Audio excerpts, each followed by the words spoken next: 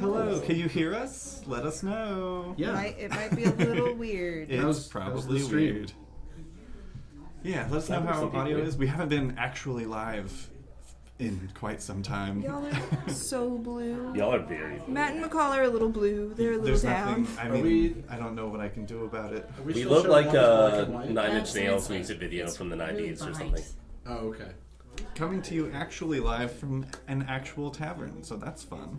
Yeah. We're at D20 Tavern. D20 Tavern in Denton. Denton. All right. They have some rooms It's working. in the basement you can rent out, and it's not bad. Yeah. Yeah, it's cool. Yeah. It's amazing, yeah. It's a very fun little dungeon space. This is the medium space, so there's one that's even bigger than this. And you can't tell from these videos, but it's a very spacious room. It's very roomy. Mm-hmm. Great ambiance. People are amazing. Their board game selection is top notch. Yeah, they Love have it.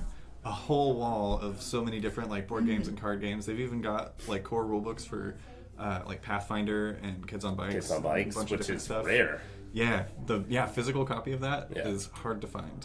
They've got some of the huge board games too. Like they've got Twilight Imperium here. Like I saw a copy of that down here in like the checkout room area. Probably because you would need to check out a room. To play it, play yeah. it out. 8 hours Yeah. of gameplay on that one. Yeah. It's Well, I love that they have like the pirate ship, like D&D thing and stuff too. Different little play sets and whatnots and who's its and whatnots. it's stereo for Cameron. Oh, the colors. I mean stereo was the follow-up. Oh, stereo is what we want. Is it? Stereo, right. I want. So it's not coming in left. It shouldn't be mono. I think it's just each mic. We've got 2 microphones going, and I think each microphone is for some reason keyed to a specific Right or left. headphone speaker, right or left. So Gotcha. And Sorry. I'm sitting right where I can talk into both of them. yeah, Beautiful. we've crossed the street. And It's you're kind of- loud enough to do so. Cool. Great. It's okay, I am too. Wonderful. That shirt is really cool. The sweater, by the way. Oh, thanks. Snake. It's got a snake on It was Yeah. from Midnight Hour, Nice. in case anybody's wondering. it. We learned how to delicately wash things that are hand wash only. Sweater. I used to have a policy of like, if it can't survive what I do to it, it can't be here. But now I have nicer clothes. I'm like, well, I guess I have to take care of this now. Yeah. I figured out most of it survives the wash. It's the dryer. Yeah. And it's the pain, so I just like line dry all the nice stuff. Mm-hmm. The good news is Cameron does our laundry. Perfect. Because I if also- I'm in if it charge of it, I feels won't. Knit, then I hang it up on a line. I'm also glad I wore a That's- t-shirt under it because I was like, it's either going to be really cold down here or really warm down here, and A it's little warm. leaning Or towards cold. the latter. What? Yeah. Opposite. Yeah, pray for us, everyone. It's about to be cold. Yeah, I and don't it's care probably- who you pray to. Wires It's really probably get cold mixed where up in most my of you head are sometimes. these days. Today. It's gonna be. It's already what, like 25 degrees outside. It's cold See. outside, but technically we're underground, so it's going to be warm in here for a while. Yeah, it's 27. Yeah, it was 60 at noon. It looks like we are on a bit of a delay Oh, yeah. in terms of when we're going to see your questions versus when we've seen them.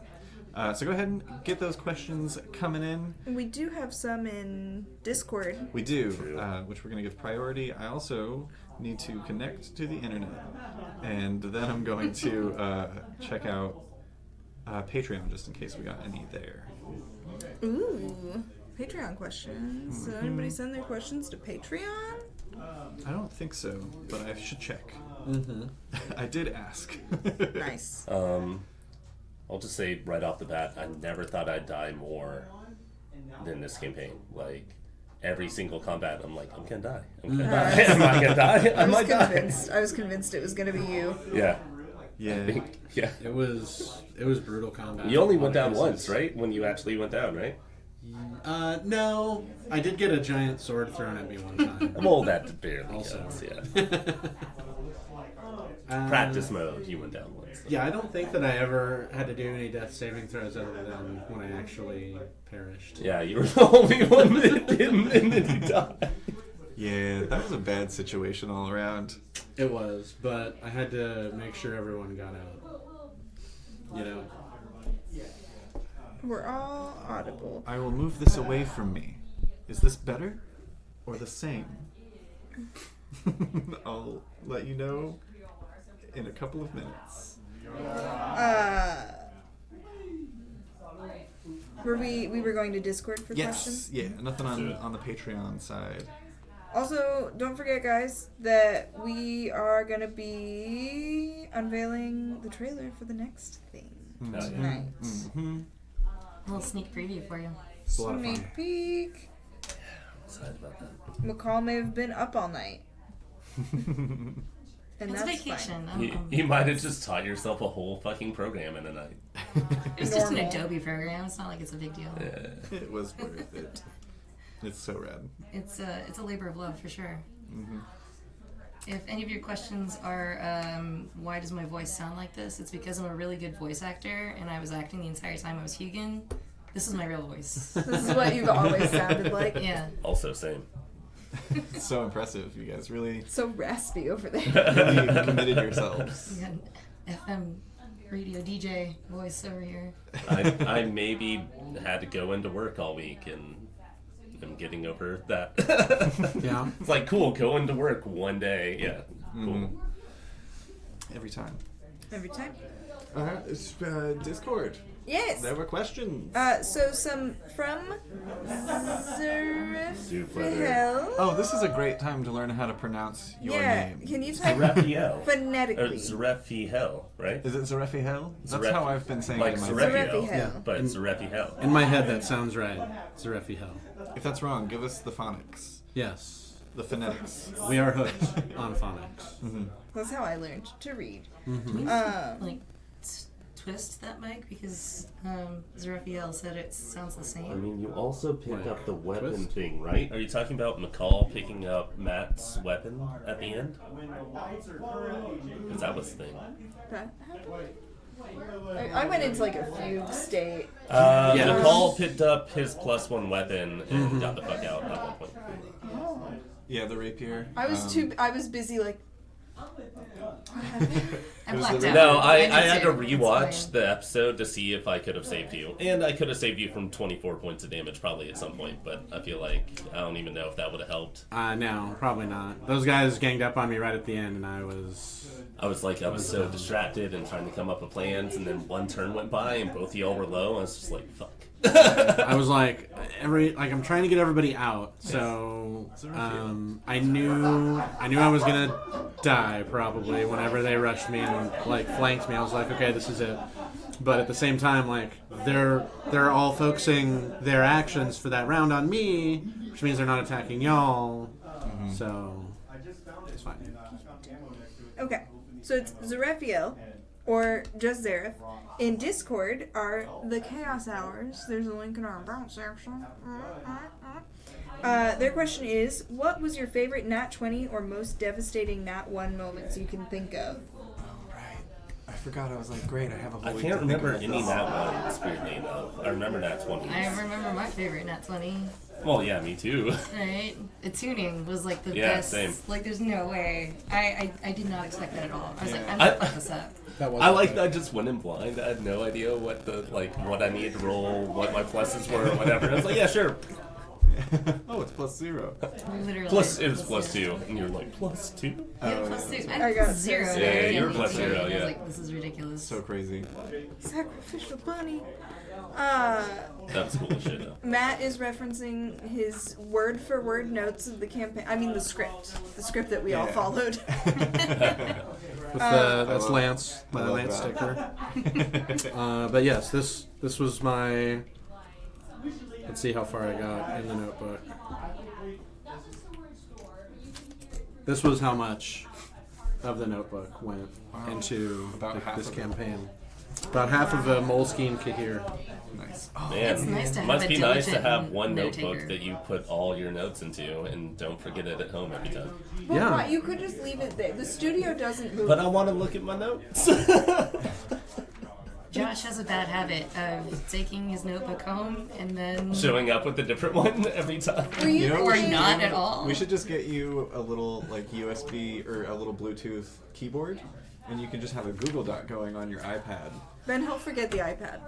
I say we do it like a bank where they have like the chain to the pen, but it's like to your notebook and you can't take it. I just need to put a chain from my notebook to my backpack and I'm good. Yeah. Perfect. Were you the kid in school that like you did That the was the homework, ADHD? but No. then you never brought it? No. You didn't even do it? I didn't do homework. Right. I really did my homework. I did not. What? If I didn't have time to finish my homework, Yes. the day that it was assigned to me before I left the school, then it probably did. I was the kid, they handed out homework, and I tried to finish as much as possible before I had to leave. And so I just turn it back in and be done. What was that? I saw some meme. It was like, "Hey, all of you kids that just shoved all of your papers and into your backpack at random. That was like, me. Like, how are you doing now?" And it's Bad. like, real bad, man. Okay, but here's the thing. I was trying to explain this to somebody very recently because they were like, "But why not just put it in a folder? Why are you like that?" Because it continues into my daily life. And the problem is, in school specifically, you had 5 minutes from the time the bell rang to get to your class. And if you didn't grow up in a cow field, your school was like 5.5 miles long, and you'd have a class on one corner, and then you had to get Pythagorean theoremed across to the other corner. Hey, you learned that one and And stuck with you. I Nice. don't know how to solve for it. Sometimes Well, that one's easy. That one comes up in D&D a lot. It's like, okay, so if you're flying that high and they're that far away from you, we need to figure out the trajectory of the third leg of But the you could triangle. also It just- also means why But traveling diagonally is Should the we do best a thing quiz? to fucking do ever. Who knows the Pythagorean theorem? Like, put it in the chat. Who's right Pythagoras in chat? But the problem is, you have a little measuring tool that you could just, and then you would know anyway. And most teachers, I don't know about everybody else's lifestyle, but most teachers were like, the bell doesn't dismiss you, I dismiss you. So the bell would ring, and then they'd keep talking. And you're sitting there, and you're like, I have to sprint already, not a runner. And I have to pee, and Yeah, that's yeah, not going to yeah. happen in this minute. And if I don't pee, they're going to ask why I didn't pee during the break. They would say shit like, "The class isn't over when the bell rings. Class is over when I say." It's like, But they- No, I'm pretty sure it's over when the bell rings. Yeah. But they also don't want to write a note that says, I didn't let anybody in my class leave, so Yeah. that's why they're late to yours. So basically what would happen is they would finally be like, okay, you can go. And I'd just cram everything in there, and I'd run, and I'd be like, I'll deal with it later. And then a year would pass, and I'd be like, oh no! What happened here? You want what from September? It's May!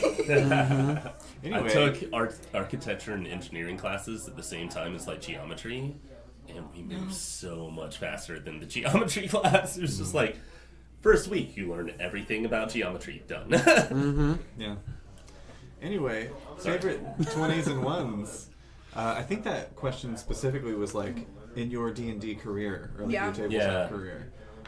Do y'all have ones that stick out? Do you remember ones really well? I don't Oh remember yeah. ones. So I had a situation where I rolled 4 ones in a row, Oh yeah. like physically, not even like in a digital format where it's more likely like 1 1 1 1. And I had a really cool magic sword at the time, and I broke it. Oh no. Because I rolled so many ones in a row. And then I had to beat this monster to death with my magic shield instead because it was the only other thing I had that was strong enough to hit it. Nice. Oh my gosh. It was a real bad time. I can't remember if it was a, remember any ones. if it was a 1 or a 20, but there was something in a past campaign that I won't say which one it is for potential spoilers, but there was a point where the party went to this mining town, and the whole vibe of this town was that it had been like undermined.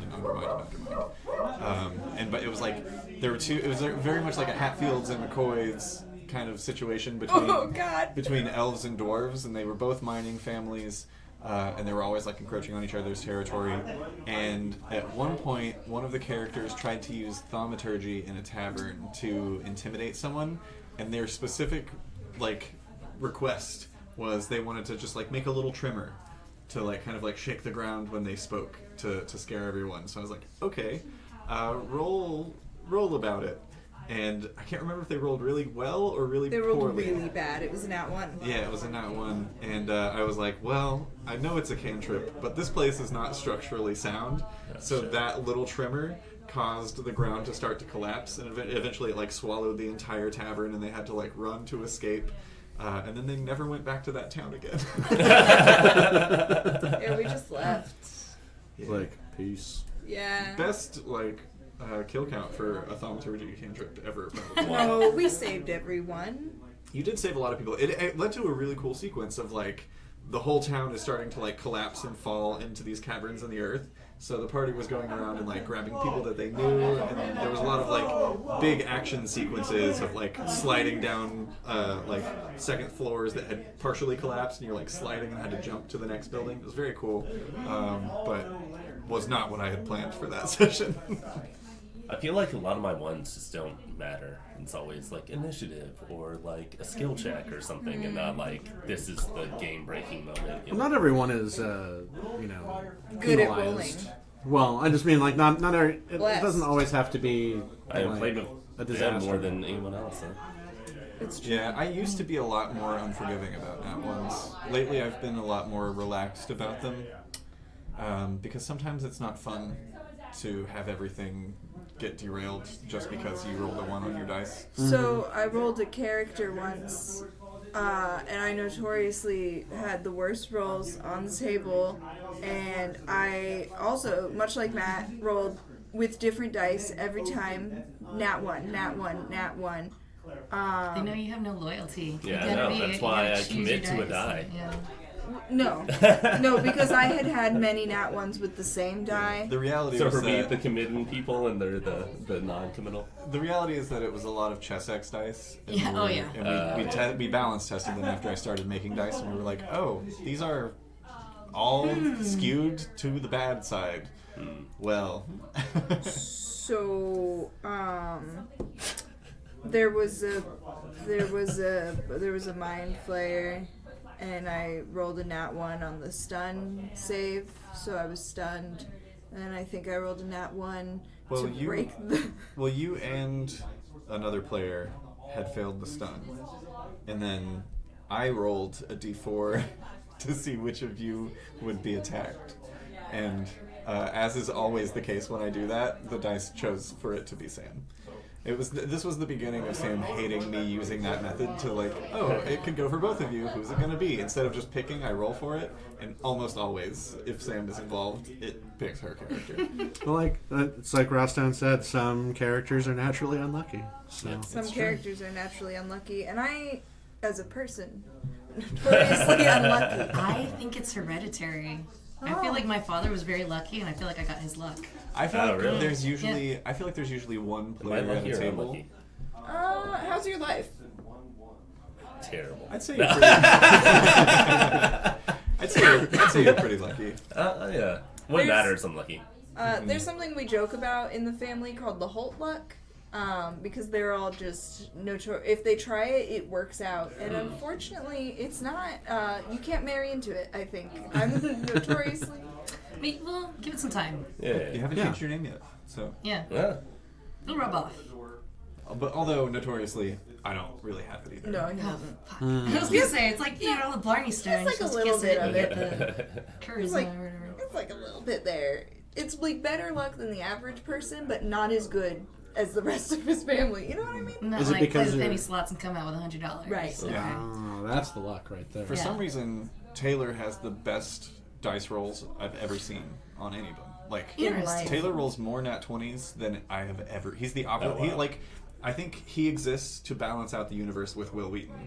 Like, they're opposite ends of the spectrum, and they both must exist for the other to also continue to live. I love that. I think I'm consistently low roll, low roll, low roll. It matters. High roll.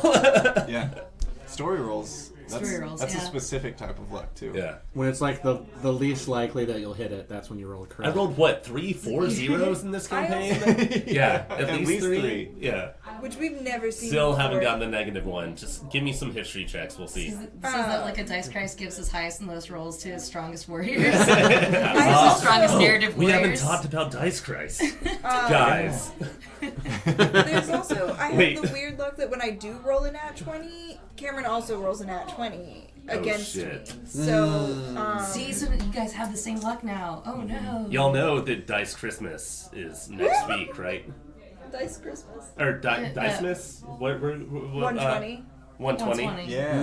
Yeah. That's- So we next we week. decided that Dice Christ Died for your. is here crits. for our crits and our crit successes and crit fails, Yes. and we celebrate him on 120. Yeah, and our next mini arc airs On 120? it airs on Christmas. Critness. Christmas. Yeah. Incredible.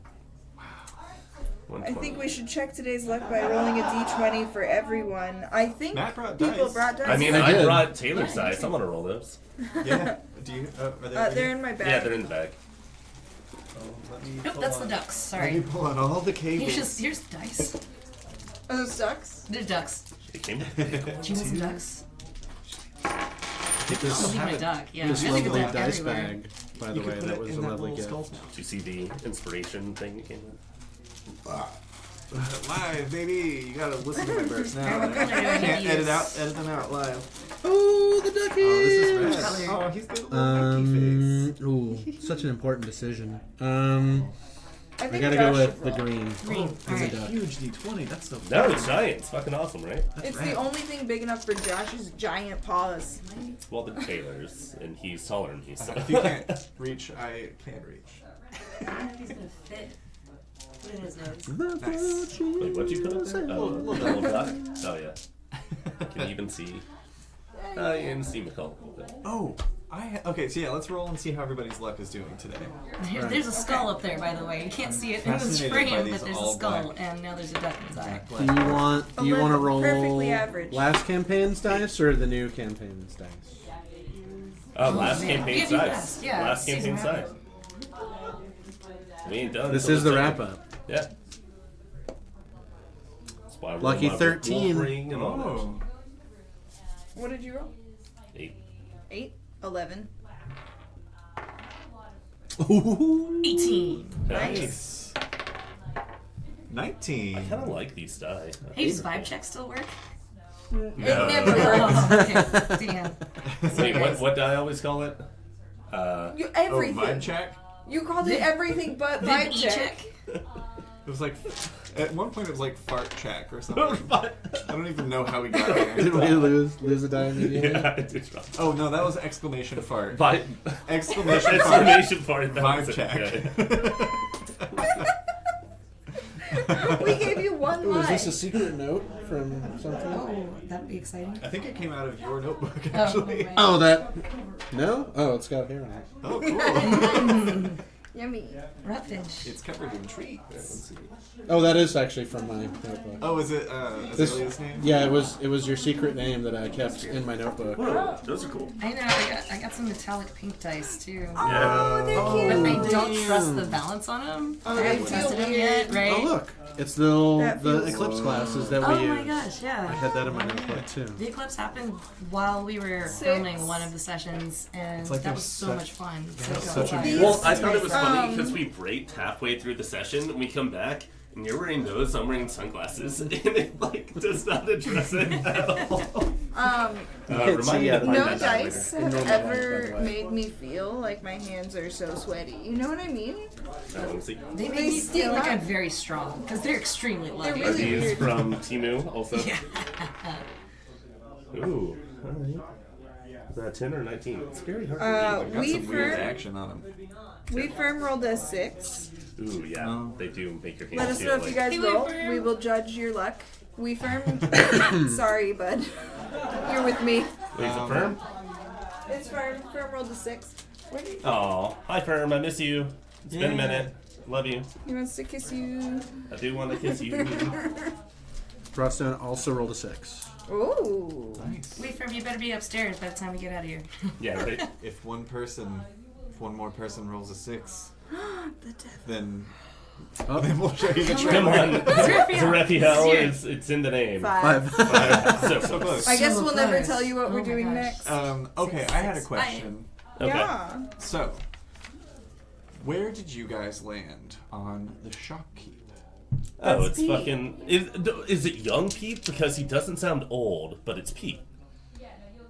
How does everyone else feel? He wrote it in his notebook and slid it over to me. And I was like, oh. Oh, naked mole rat, like the ugliest thing you've ever seen. I was like, That makes sense. Yeah. Yeah. So yeah, I'll spill my beans. Spill your beans. Give us the No, beans. right? Is this a prequel? Is this a prequel? Roll that So- beautiful bean footage. For those of you who this is your first Arcanarama campaign, I keep looking ahead for a camera like it's going to be where it usually is. It's over here. So, in the original, even back before the original Arcanarama campaign 1, there's an NPC that was born actually in a live show. With just the three of us, right? Yeah, just across Yeah. the street from here, named Pete. Pete Scuttlebaum, who is a very old gnome who is like maybe senile, but also seems kind of powerful. But he's just like this weird, goofy character who always started out as a joke where it was like, Pete's General Goods is always a store that you can find in Kavora, and whenever you go in, he's going to be weird, and he's going to give you good deals, and he's going to ask you to burn his brother's shop down. those are the 3 guarantees I of think Pete. the first time I met him, I asked him for a cloak, a certain color of cloak, and he just handed me a different color of cloak and seemed very confident about it. I'm like, okay.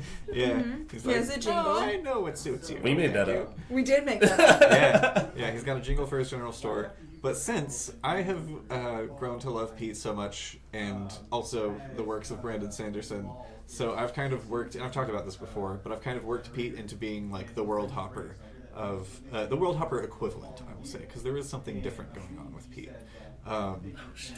But yeah, we'll learn more about it in the future. But I will say that in this particular campaign, it was in the timeline of Pete, it was a prequel. So that was a Good call. that was a I was young- like, the voice isn't right. Yeah. yeah, it was a younger Pete. So like instead of being usually Pete's up here and he's all crazy, instead he was down here and he was very no nonsense. I have to get my things. Well, it's Well, 'cause because we were. even you and I were like talking in the episode. I was like, you were like, that's not the voice, and you're like, is it not? And then See, we I go- thought that I had given it away because he was going by the name Scuttle, Yeah. and his name is Who Pete remembers his Scuttlebaum. last button? Like, Exactly. yeah. Oh, they said that there's buffering happening. Yeah, it's looking pretty fuzzy on here. Is that for everyone? I'm Maybe. seeing it. fine Is over it? there. Is it Are we on affecting the audio? D20 network? Yeah. Not Yeah, the, we're on the on shitty their square mesh. one. Yeah. I've also got a It little is bit the of 5. I'm sorry. If you'd rolled a 6, it might have worked out. Let us know when we are visible again. yeah. But yeah, it's been a fun thing that I've now with doing like more mini arcs and things. I'm now finding myself in a certain stage of planning, always being like, okay, How do I word now this? where do I just reference Pete, or is he gonna show up?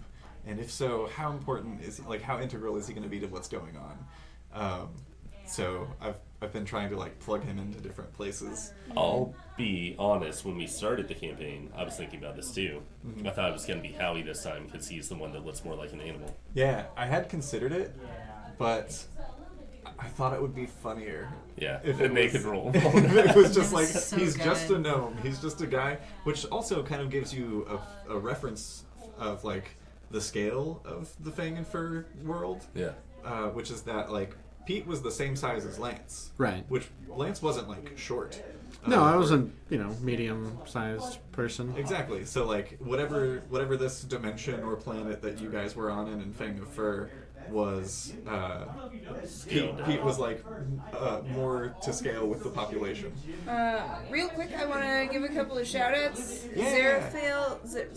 We just did this. Raphael. Raphael gifted a sub to We Firm. Thanks so much. Hey. And All Blau just subscribed with Amazon Prime. Thanks so much. Yeah. Welcome. Fuck yeah. Is it pronounced All Blue? Is that a One Piece reference? Because if so, we're Ooh. fans. Or is it? It's like the German version God, of I have All to Blau. talk to you about so many things. Yeah. I just got to the first like big death. We'll talk later. Oh yeah. If you have a D20, please roll your dice and let us know what you get in the chat. We're judging our luck. Also, Yeah, we're waiting for the third 6. Also, welcome. I see that you asked what's happening here. This is our campaign wrap-up. We just did what we're calling a mini-arc, sort of like a mini-series in the world of D&D campaigns or D&D shows that tend to be like upwards of 100 episodes that are like 4 hours long. We did one of those too.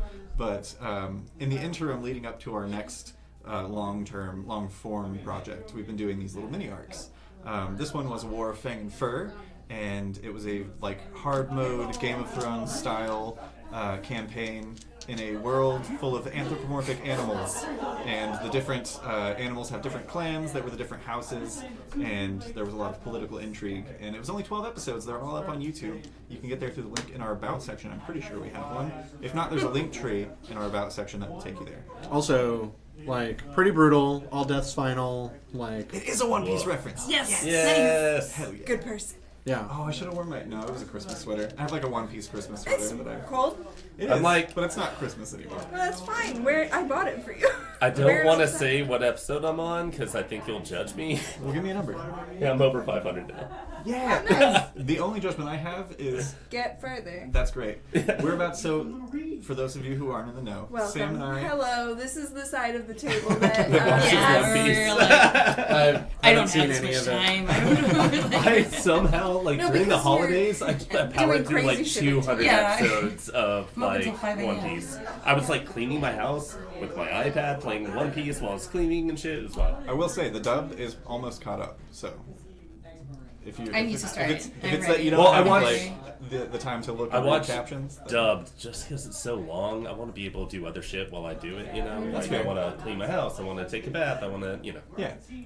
So Sam and I in order to get Sam to start watching One Piece, because she was very much in the realm of like, the art in the early seasons is bad and I don't want to watch that, yada yada.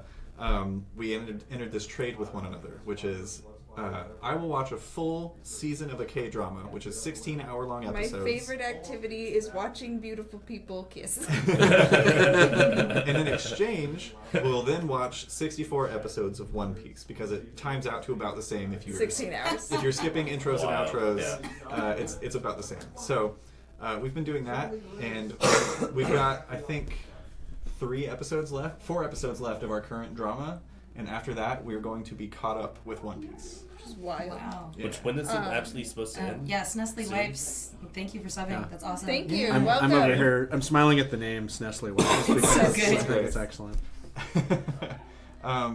Yeah, I don't think they have like a set like end point yet, but it's got to be coming soon. Yeah. I've also caught up with the manga since we've been doing our watch through, and yeah, it feels like we're getting pretty close to end game stuff.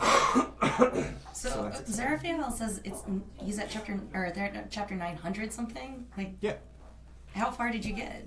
It's I'm over caught 1,000. up. So there You're are all the way through. yeah, so there are I think 1080, Oh. 1090. Yeah. Hang on, It's I can insane. look. I've got the Shonen Jump app on my phone. Nice. That's so much content. Like, It's wild. Yeah. Well, Yeah. It's really kinda all good over. too. It is, but some of it gets kind of lost in the weeds. Some arcs are like solid all the way through. Some are like but each They're episode's running like every 20 minutes, episode right? forever. 15, 20 Yeah. minutes? 15 Or- minutes. 15 minutes. 15? Okay, so, you know, 4 an hour. There are 1103 episodes or chapters. Yeah. How long has this been going on for? Started early in the 90s. Yeah. So it's got to have 95, different 96. writers and different people coming in. The and out. same Like, main dude. It's all for Ichiro sure. Oda. Yeah. Yeah. What? Yeah. That is impressive. Also, Yeah, the he's live got, like, action's his really goals. good. He's I would got, like, a say team if of you're artists. interested at all, watch the live action one. It's like very streamlined, Yeah. straightforward. Pull It's you in. good. Yeah. And the actors are all like they're all charming and they're all young, Yeah. they're all babies, so you're just like, Whoa. oh. Thank you so much for the gifted subs, anonymous Cool. gift. Ooh. Whoa. Anonymous. Wow. Thank you, Yeah, Anonymous. thanks so much. Yeah. To you. To Cheers. you. Yeah. Cheers. To Anonymous. Oh, do you need a beer? anonymous. I'll get one. at some Another point. reason to Well, come order to I it. mean, D20 probably Tavern. if either of you guys Dude, need one. scan the thing. Anonymous Do the gifter, do you need a beer? Our I'll figure it camera's out. pointed We just- right there. Is I that can the just door? go get them. No, Yeah, but I would feel bad if somebody accidentally wound up on the internet who didn't ask to be. That's fair. That's fair. I feel bad Although- asking people to be on the internet. Like, none of the cameras point at the door, though, so. True. That's true. We can intercept. Well, that's what I'm saying. You just grab it from them Yeah. when you come in. We'll figure I bet it they out. just knock and open. It'll be We fine. can actually Yeah. even open the door. There's very few people walking through the hallways. Yeah. It's Hashtag- very quiet out here. Also, D20 and Denton is rad as fuck, y'all. Yeah, Yeah, we're not, amazing. It we're is. not like we're not sponsored by them or anything. Nope. This is just this place is super rad. I love that you can get a drink even if it because like some bars you'll go to and they're like, oh, we only have this one 8-ounce pour. Like this one is a 16-ounce pour. Yeah. You can actually choose your size for any beverage here. Show off your little which baby is glass. Excellent. I like getting to have a little tiny drink because I don't drink very much anymore. And also It it makes says, you look like a giant. it says D20. Lovely. If I you're got a in- big one because I'm a big man. Also, they have 20 beers on tap, and if you come in to the bar, they have a little dice tower with a d20 in it, and you can roll for your beer if you don't Which know is what a you want. skull, and it's rad as It's- fuck. yeah, I it's want super that rad. so bad. It's very cool. Although I should everybody actually is look that really up. I bet they. nice. If you're a heftier individual, like some of us, You know, the Fernando. chairs are very, very He might be sturdy. able to print it for Like, you. Hell yeah. if you're worried about like the chairs at the table, these are Oh, they are incredibly they're sturdy. not going anywhere. Like notably sturdy. We had a table or a chair when we first started the show. They were like all hand-me-downs, and one of them, like a piece fell off while we were filming. Nothing happened. I think it was the one Taylor or Kitty were sitting in. I don't recall. But somebody was sitting in the chair actively, and we just heard the piece drop off, and everybody was like, "Hello, help!" You've never seen fear quite like, "Is it about to happen?" Zoom in fear. So I've got a nonsense question. Sure, and then we'll do our next Discord question just to make sure we. Who says hell yeah more? Cameron or myself? That's a tough Because question. I feel like it's always like, I'll roll, and then he'll be like, hell yeah. And then I'll be like, hell yeah. Hell yeah. Yeah. I have a At least, coworker I want to who say does. 20 plus times per episode, both of us do it. Yeah, I I feel think- like Hell Yeah is my version of like Brennan Lee Mulligan's Incredible. Yeah. It's just like it's my like okay, yeah, awesome, moving on. Next thing. I think Nice. Like, there's I think you one probably say episode, it I more. said it so many times, I'm like, in my head, I'm like, you need to stop saying that. I do cut myself out saying Yeah. it because like I'll say it after any dice roll. Yeah. Yeah, same. That's why I think you probably say it more because you have to react to all of us Yeah. doing stuff. Well, and then with the bike night stuff that I do, like when we cheers, we always say hell yeah. So every Tuesday, I'm like, blah, blah, blah, give me a hell yeah, hell yeah. hell yeah, Hell yeah. brother. Josh leads a bike. We Firm says it's definitely Cam. Yeah. All right. Yeah, probably. Okay, our Discord question is also from Zerefiel. What comes first, the character or the class? We'll go. I'm gonna pick Matt first, and then we'll go around. I think that it depends a lot. In this last case, it was definitely the class first because I was trying to decide how to fit into this story effectively. Yeah. And I figured a warrior of some sort would be cool. And I hadn't played like a dex-based warrior in a while, so I sat around trying to like visualize like what would be a good dex-based fighter in this setting. And it ended up being like it's either going to be a bird, like a crow or something, or a rabbit. And I went with rabbit since You can work. you had Yeah. you had the crow rogue nailed down, which was awesome. I didn't want to take away from it, so Nice. Have we? Well, we'll get to that after we do class or character first. But then, like once the class was nailed down, and the species was nailed down, the rest of the character flowed out of that. So Nice. That's interesting. Yeah, I went character first. Huh. I feel like I have to find an inspiration.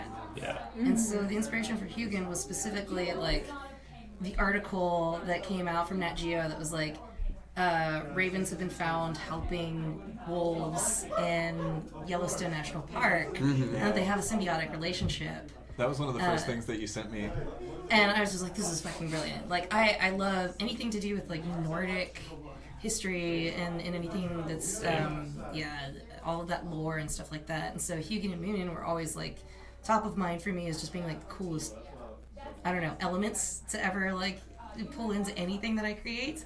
And so when that article had come out, I saw that and I was like, oh man, that'd be really cool if we're doing a Beast World. Like, Which let's do this. Those are Odin's ravens, correct? Yes. Yeah. Yeah. Yep. Odin's Ravens, man. It's, yeah.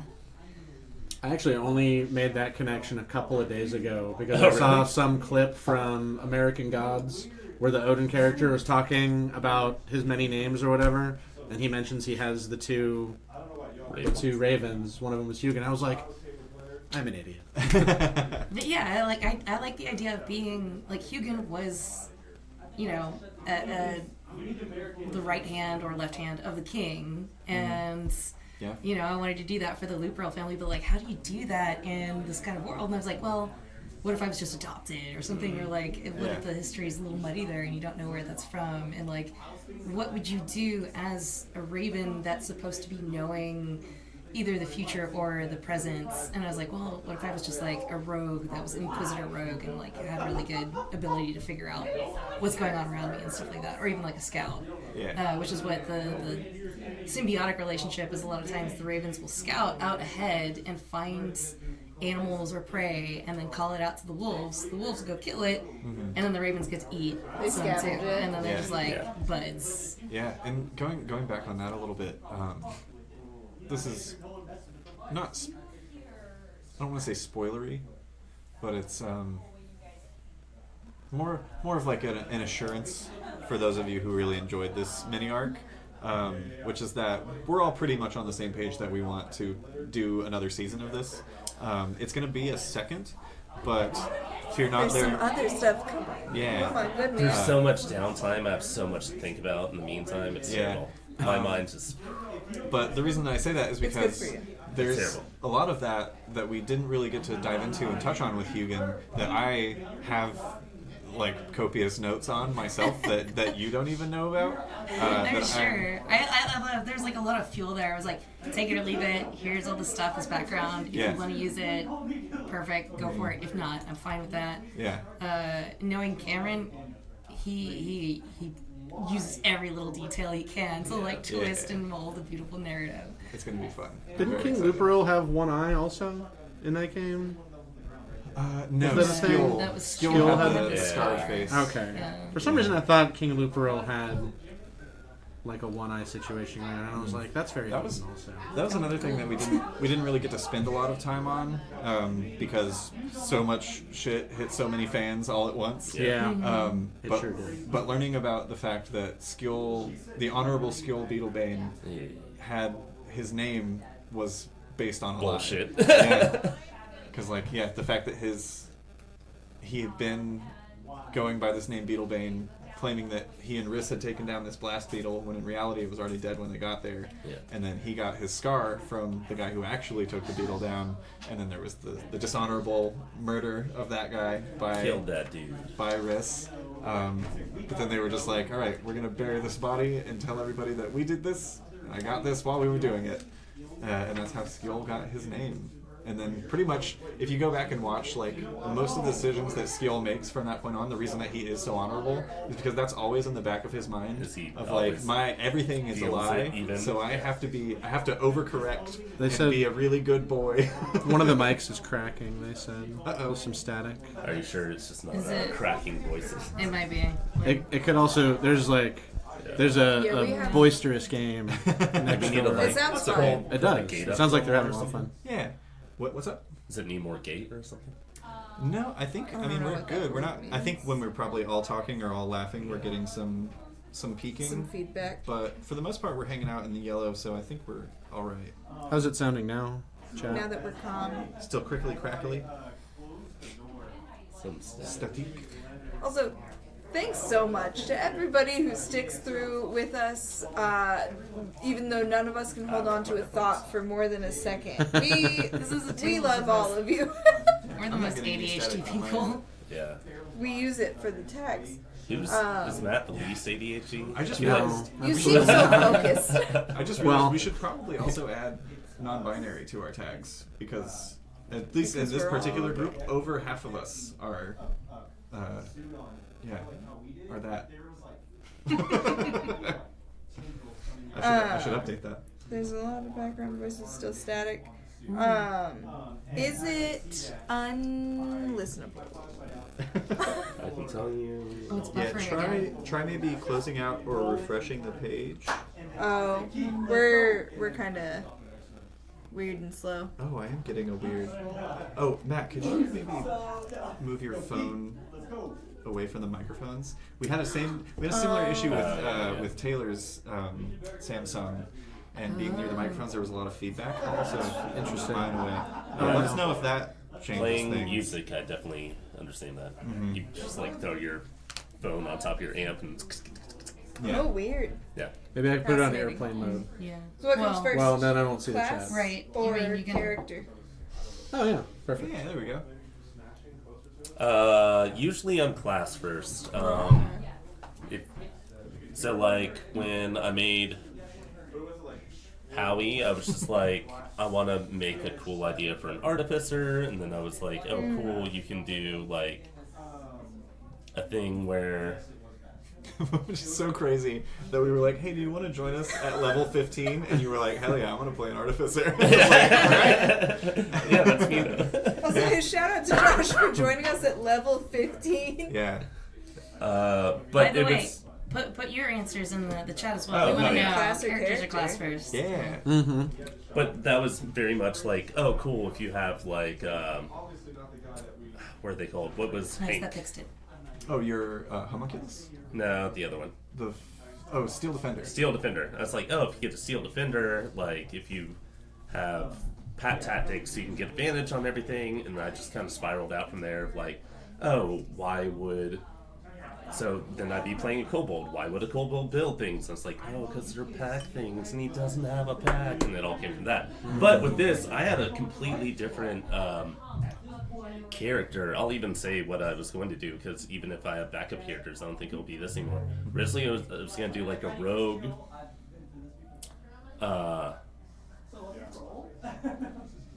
like raccoon that would dress up like Red Panda in disguise or whatever was the original idea, and then you came with the idea of like, it'd be cool to be adopted in this wolf family, and we're trying to find ways that like Making sure there was some kind of connection. I was like, yeah, I'll just fucking play a wolf. That's fine. Yeah, it should be noted that would be a fun thing to share on Patreon at some point. But the lore document that I sent to all of you was very much like, I sent you guys the lore doc on the world and was like, choose who you want to be. Try and be higher up if you want, but that's like not necessary. The fact that we ended up with like a bodyguard and 2 people from House Luperel, and then somebody who was marrying into House into it, Luperel, yeah. that was all decided. Like we didn't even decide on the fact that you were going to be marrying into the family until you had built your character, basically. Yeah. And then from there it was conversations of like, oh, where should we go from here? Like, how do we tie all of this together with a shoestring? And then like we didn't even plan out names or anything, and then both went like Nordic stuff, and then it's just like, cool, that whole family is Nordic. It's amazing how much like you can do all of this world building, but then by the time you get the characters, the world builds itself up so much more around. Like, it could be an innocuous thing that you include down to like just, oh, my character is named this. It's like, oh, your character is also from a similar culture in name.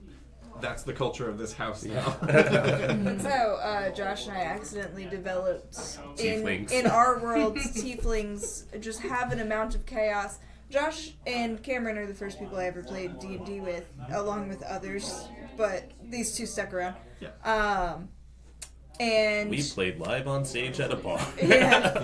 And unlike this one. and sometimes Matt would come say hi. Yeah. And he was usually like the only person. Well, we did, like, I played like 2 sessions with you, I think, before. Yeah, we played a little bit before the bar live play too. Like we played a couple times. Was it after? Or with me at least. It was right Maybe, before Tough Crit. I know that, you and I and Sam and Taylor all played together right before Tough Crit in the initial Tough Crit, but I think you had changed jobs at the time. Yeah. And It was scheduling difficult. didn't work out. I think that's like and then right we played when I a moved. couple of things just at a random, like we were doing a random game at Harvest House that we meet up and play. Yeah, and we did that. I think it was like 2 sessions of that. Yeah, that Was was I in that one? Yeah. Yeah. You might have been DMing, Was I here? maybe. I don't know. One of those I had like an elf assassin, and one of them I had a divination wizard. Your wizard was. I would love you to do that wizard again. Guys, here's the thing about Matt. Is that he's very good at knowing what he's supposed to be doing at the table. The rest of us are here for shits and gigs, alright? Shits and Well, here's the Shits and thing. giggles. Here's like an example of like when I put together my character folder. So I have like my character sheet, but then I also print off anything from any of the books about like the class, Nerd. like I the know. race. He was talking about the lore document. Like I have that all printed off If I had a here working printer, I'd for maybe quick do that. reference. So like I try to keep Um, everything right in hand that I can do. So Yeah. Alblu asks, were there any restrictions on what animals the players could be? No.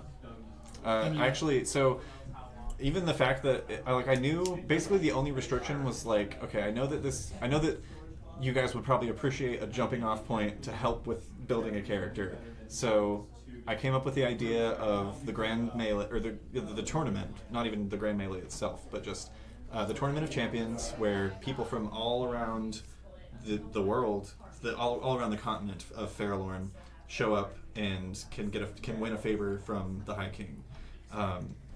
So that was the hook. That was basically like, you could be any animal. One of you, if somebody had wanted to, you could have been like a backwoods otter from the Lamella Riverlands, or you could have been. Well, I was almost a pangolin paladin. I was Sorry, the alliteration. this close to being a hedgehog wild mage sorcerer. Hell yeah, because and it was very much like the characters that you chose and the places within society that you put yourselves really dictated how this all went.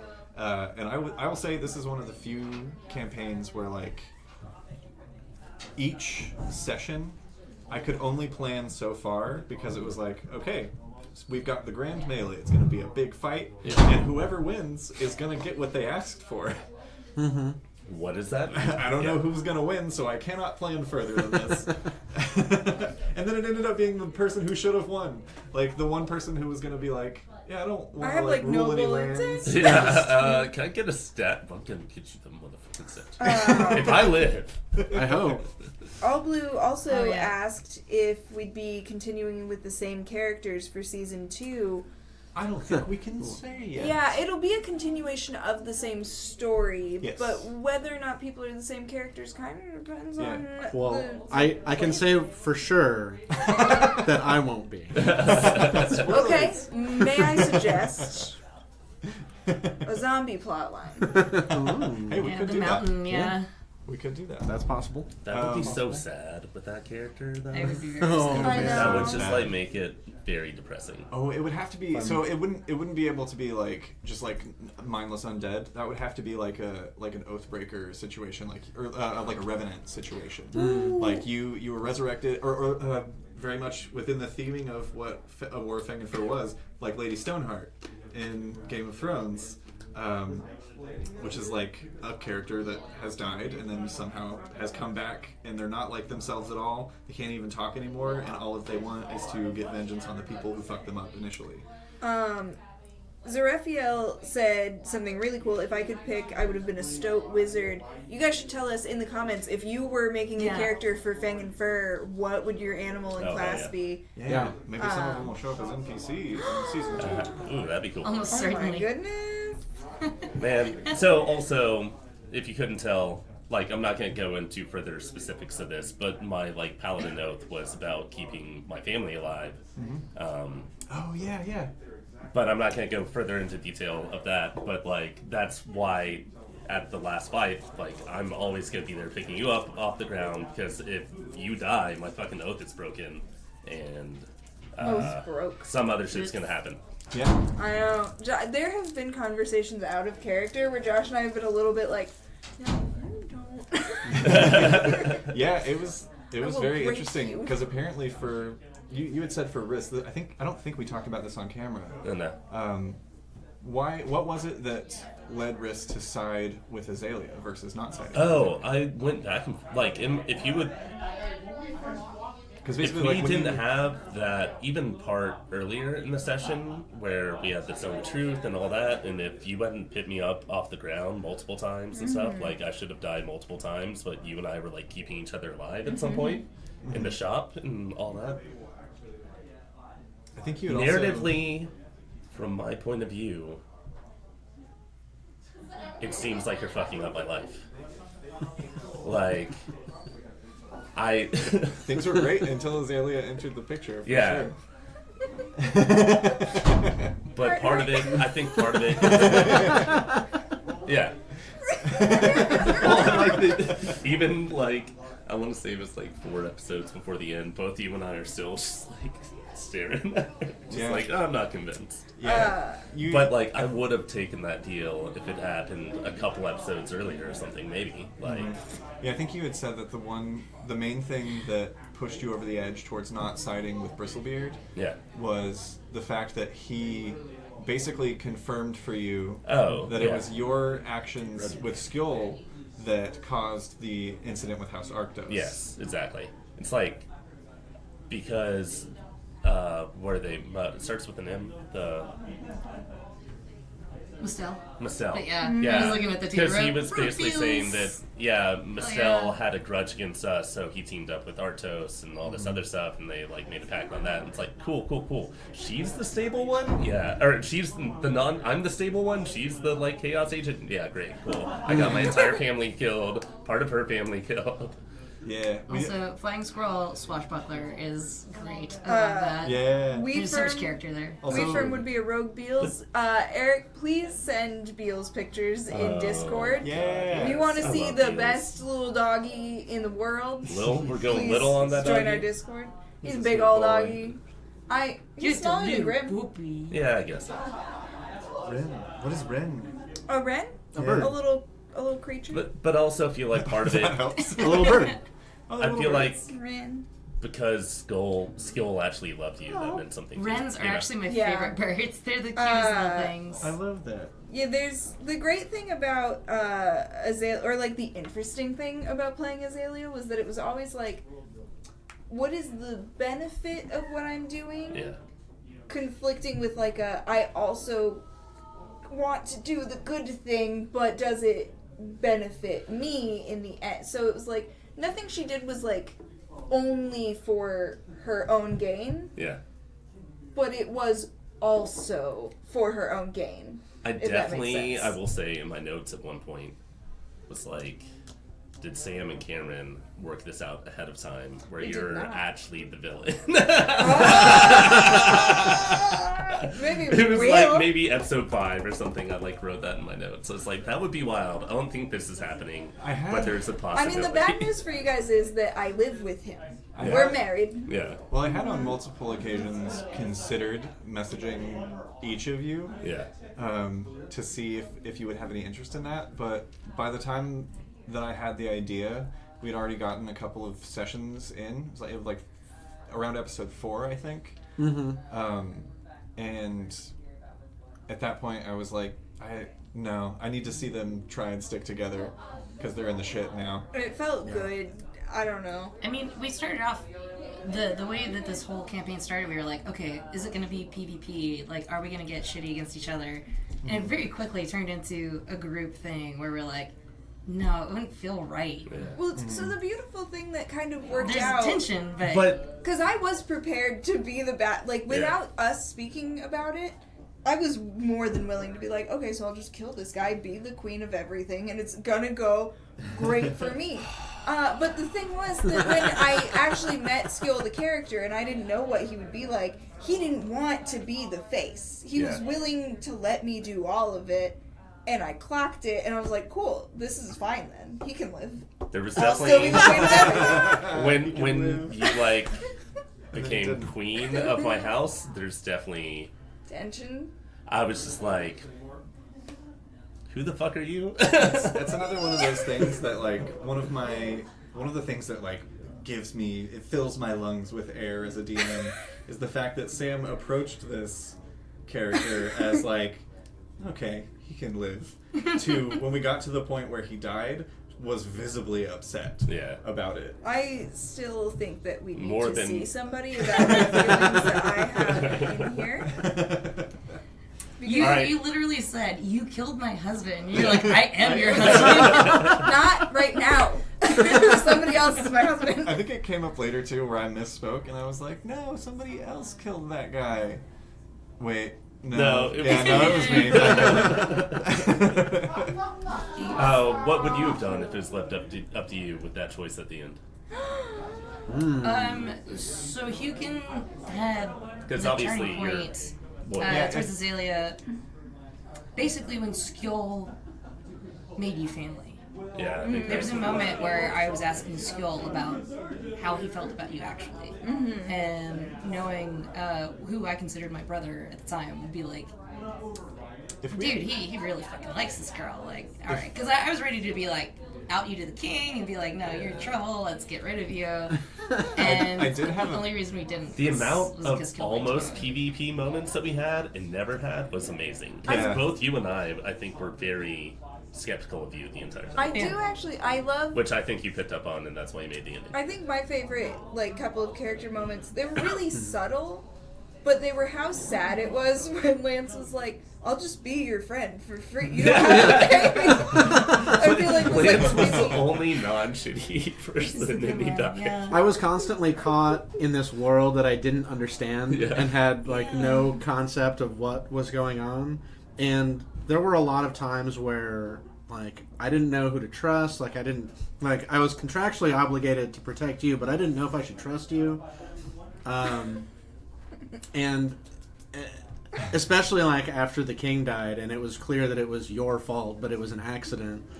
There was because you gave the poison to. Anyway, we don't have to that rehash. king. Yeah. There were a lot of kings Yeah. who died. The High Yeah. King. So like there was a whole part of my backstory that informed the choices that I made and like the way that I viewed things going on. Because yeah, a whole lot of people died and a whole lot of shit happened because of a mistake that you made. But like I'd been there too as that character before. A whole lot of people died because of a mistake that he made in the past, and we we didn't really get into it in the show because he died. Let's talk about it now. Yeah. Oh, sure. So, in the previous war that had been going on, I think it was against Duneborough. It was like a side conflict. It's kind of like border skirmishes Yeah. with Duneborough. There's always tension there, but it never had as much attention as because it wasn't like an invasion. Yeah. So much.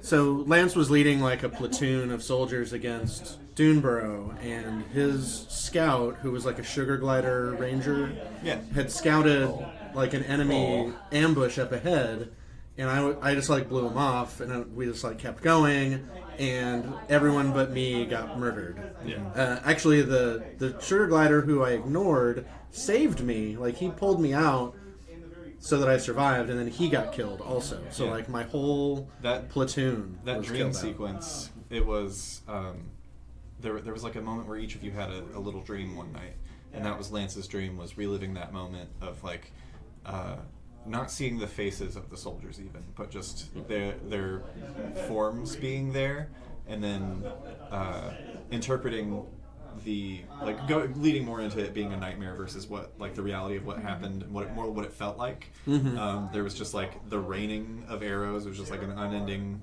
rainfall that was arrows with every water droplet. And yeah, that one like grabbing you and shoving you away was the sugar glider that saved your life that day. So that incident, like he was full of survivor's guilt, like 100% topped up. Didn't really have any direction in life after that, which is why he was just working as a mercenary. And that was also why he wanted that monument made. Like that was the only thing that he wanted to get done, because like so many of those like commoner soldiers were just forgotten about, like thrown away in battles like that. Yeah, it's crazy how the dice decide things will happen, because like we set out with the season being like it's going to be crazy hard, it's the Game of Thrones season, so no one is safe, and sticking again with the kind of the new tropes of that genre. The one character who was like completely morally straight and narrow is the one who died. Well, you almost died in the beginning too. I did. You were the Ned Stark of I- season 1. I do have a question. What is it like to have, I think, the first character who's died on Arcanarama, where our viewers are like, why? No! Bring it back! That's not true. People got real mad about Ollie. Yeah. Did they? It feels like that was so long ago at a time where we didn't really have that many There wasn't a people lot of yet. viewership, but the people that were present, if you were present and you're here now, Raise your hand. Raise your hand. Rostone, hi. I'm looking at Rostone and Hellbell 666. We're very much like, Yeah. how dare you? I was like, sometimes shit happens. But yeah, I've never seen so many people in our chat who are like, no! Yeah. There are comments that are like, Dice, stop it! Dice, stop! we were having our Arcanarama Christmas party. Matt couldn't tear his eyes away.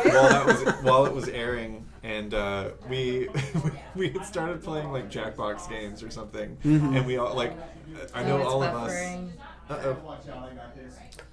Also, it's 9:04, so I don't know when I we was want to wondering do. if we should do that. You should.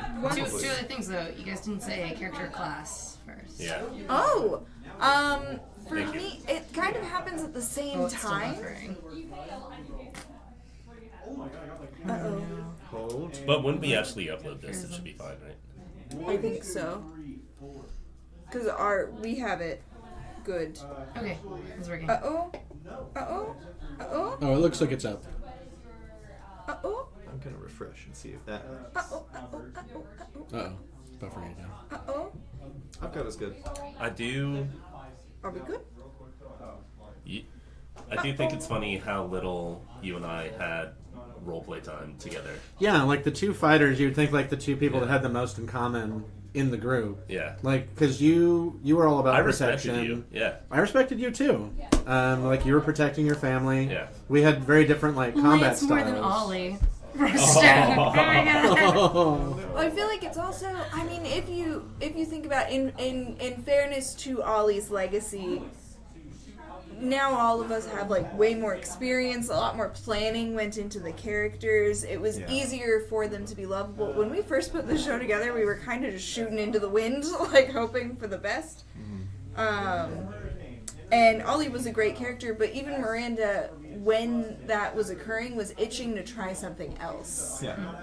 Their heart wasn't as in it when they got there, and that happens with characters sometimes where you. Sure. I remember when you wanted to kill your character and I wouldn't let you die. Just kept bringing me back.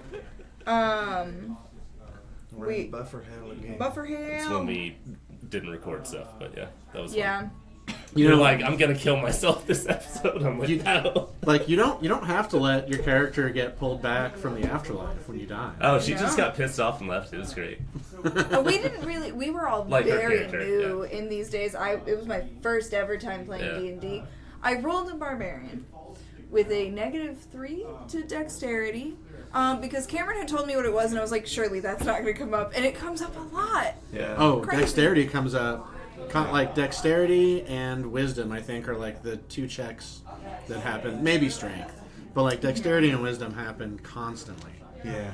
in D&D. God, Yeah. my fucking negative scores this campaign Oh, So yeah. Sam, were rough. I had the benefit of You some said same time? insanely good stats. Did you ever see like the actual character sheet for Lance, like his stats? My character I rolled before that I didn't use had fucking amazing stats. It was stupid. Character class. Who's first? I do them at the same time, kind of. It's like there's a concept for like what I want to do, Yeah. and then I figure out like what makes that happen. Does that make sense? It's like I know that I want the character to like be capable of the, because I like to fuck around with what the class is in the first place. So Yeah. it's really more like I'm forcing a class to fit my fucked up version of Read that on the right. something. But yeah, Read it's what? The black post-it. Yeah. so like Azalea was kind of like I knew I wanted a character who was doing like espionage and like talking her way into the crime, if that makes sense. So I was like, okay, so like a bard does a lot of like schmoozing and a rogue does crime. I want both of those things to be happening. Like I know what mechanics I want, and then I force classes and multi-classes to fit it. I just jam them in there. It's like fitting a square peg in a round hole. In the square hole. I'm melting it. That's right. In the square. The square hole. this is a TikTok thing. Oh, I see. I only watch TikToks about my K-pop boys. If it's not that, I skip them. I skip all of them until you show me them. Like in the tournament, I have like this. I think there's like 6 or 7 pages of the tournament like round by round, like action by action. But like your stuff is crammed in there in the notes, just like along with everyone else's. Like you were on the initiative, even though you weren't on the battlefield. Like you were running around doing stuff, and I was like fastidiously making sure to note like what nonsense and like shenanigans you were getting up to out in the crowd. I wish that there could be somebody doing that in every combat. You know, like I wish there was like a social component to every like encounter for the rest of forever. It made it Remember how interesting. good of notes I used to take, and then at some point I stopped giving a shit. Don't say that. When you and we all I, give a lot of shit. no, like when you and I first started God. playing, I took like I was doing that like style of notes, and then by this point I'm just like, I keep forgetting my notebook. I think there comes a point where, for me, I never took good notes for a very long time because I don't know how to listen and write and be good at stuff. So I get really confused. I can't, for those of you who don't know, I know there's very few of you left. I can't see or hear my thoughts. So when somebody says something, it's gone immediately. So if you're asking me to like write down what you're saying, What was the dead horse's name? the dead horse's name, was that Crumbs? Dead horse. Crumbs was definitely a horse. Was that Was campaign that from one? Harold? That was the Order of Heralds. Yeah. Did Crumbs die? I don't know if y'all know, but Cameron hates horses. Cameron fucking hates horses. That's not If true. there's a course, he's gonna fucking kill it. No, incorrect. All that I'm gonna say on that is horses are fine. I don't trust horses. I never trust a horse. But when it comes, muscle. when it Why comes would to you a trust it? fantasy setting, if you're going out into dangerous wilds where monsters live and lurk, and then you just leave your horses tied up to a tree, something's probably gonna be like, oh yeah, food. All right, question for Cameron: What's if you up? could fight any horse, Any horse? Secretariat. Shetland pony. Oh, Easy don't win. fight a pony! Yeah, No, it's no, an easy no, win. no, don't fight a pony! Why? They're the meanest. But they're small. But they also have the thickest skull. I've been bitten and like, harmed of by a course Nicole great would know many this whole thing if it was a equestrians. horse. Shetland ponies, the little ones? Yeah, Miniature horses. yes. Wow. How many There's miniature something- horses have you been around? More than most, probably. Oh, like, do you think you could take little Sebastian 1v1? probably. Monster. Character class. Come on, character class. Anyway, I usually write the do character it. first. There you Okay. go. Bring it in the door. It's fun. I don't get the option a whole lot, but You will. I will. I have recently. Wink. As hard as I can. Yeah. In this particular situation, I'm definitely going character first because I'm not sure if it's going to be in a system with classes yet. Is Oh, this for a the drink? next one you have to make when you actually are you talking about making a character? You got the. Sorry, we're ordering our beers. Which you can do. So if you come to D20 Tavern and you get a room downstairs, Not you rent sponsored. a room. Not sponsored. We're also but drinking very responsibly. Thank you, Twitch. But they're I've very- had one little. I haven't even finished it. Look, see, we've they're been here very, for like 2 very hours. nice Mm-hmm. people. So I want them to Very cool. continue doing cool stuff. Excellent. Um, I'll go 10. if you, Ooh. oh my goodness, if you get a room downstairs, you can order from an app on your phone for the rest of your drinks. Was I supposed to hit add to order? Because I did. Yes. Okay. Yes. Great job. So yeah, I missed what we were talking about. Class? But yeah, I don't know if we're doing So classes you're in class this. first or no? You're character first. I'm doing character first now. It changes for me depending on the character And the and the campaign. system. Yeah. For D&D, oftentimes I will choose class first and then build a character based on it. But that's usually because as a DM I get to try out a lot of different like archetypes and things, and there are certain ones that I really like that I want to lean more into. Like for example in Frontier, which hasn't come out yet, but will eventually. I played a class. Actually, I think I went character first for Frontier You did. because he's a weird little guy, and I knew that I wanted to be a weird little guy. I feel like I'm almost So, class first. yeah. Oh, really? Almost. I was gonna say we're like character first, except for you at the same time, and you were class first. I find something in each character. Like, so for instance, one time I played warlock fighter build mix, and I was like, oh, cool. Warlocks can change their like weapon shape Yeah.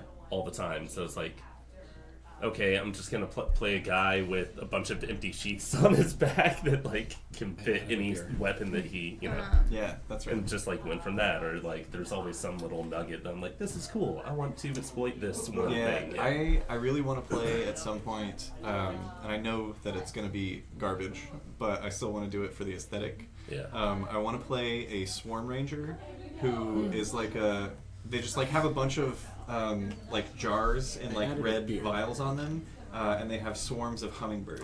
I want to draw it. I want to draw it. I am not going to talk about my backup character. It's fine. I'm not gonna lie, hummingbirds are vicious against each other when it comes to territory battles. Yeah. My But Swarm mother-in-law. Ranger is what you're thinking? What's up? Swarm Ranger, was that? Which I know is going to be bad. My mother-in-law, Cameron's mom, has so many hummingbird feeders outside of her, like where the dining room is, and you just see these windows. And every like spring through summer, we just watch them try to kill each other. And she's just like, look at all our hummers, and they're die. Oh, they're so cute. Dive bombing. They're all hitting the hopped up window. on sugar. Speaking I of, actually got to rehabilitate a hummingbird when I was a kid because Are we our Dungeon cat Ravenloft? got one, Yeah. I think so. and my dad pried it out of its mouth The because he Ravenloft. saw it. Are we the We're the Raven- Ravenloft. Okay, cool. And so it was a female hummingbird, and my mother like nursed her back to health and like had like it was a bamboo skewer that she put like under a bunch of like a tissue box with a remote control on it, and she sat this little tiny bird on it. She was like feeding it spoonfuls of sugar water, and I just sat there watching soap operas with her for like 2 days until it was like good enough to fly off again. We're like, cool, all right. I killed a duck once. Anyway, we don't need to hear any more about Cool, that. all right. Well, I saved some ducks once. While we have That was you, the goal. No. while we have you, and while we have the room, because we only have this room for a bit longer. I may ask about that if things continue to be cool. I might ask if we can get another hour. As long as Yeah, as but long till as 10 or it's- what? Well, when do they? And I at think it's 10. what we booked. They don't stay open super late, so that might be why. Oh, really? Yeah. Well, no, I think we just guesstimated how long you'd be. yeah. Yeah. Anyway, I think it's time that we go ahead and let you guys know what the next mini arc is going to be on Arcanarama.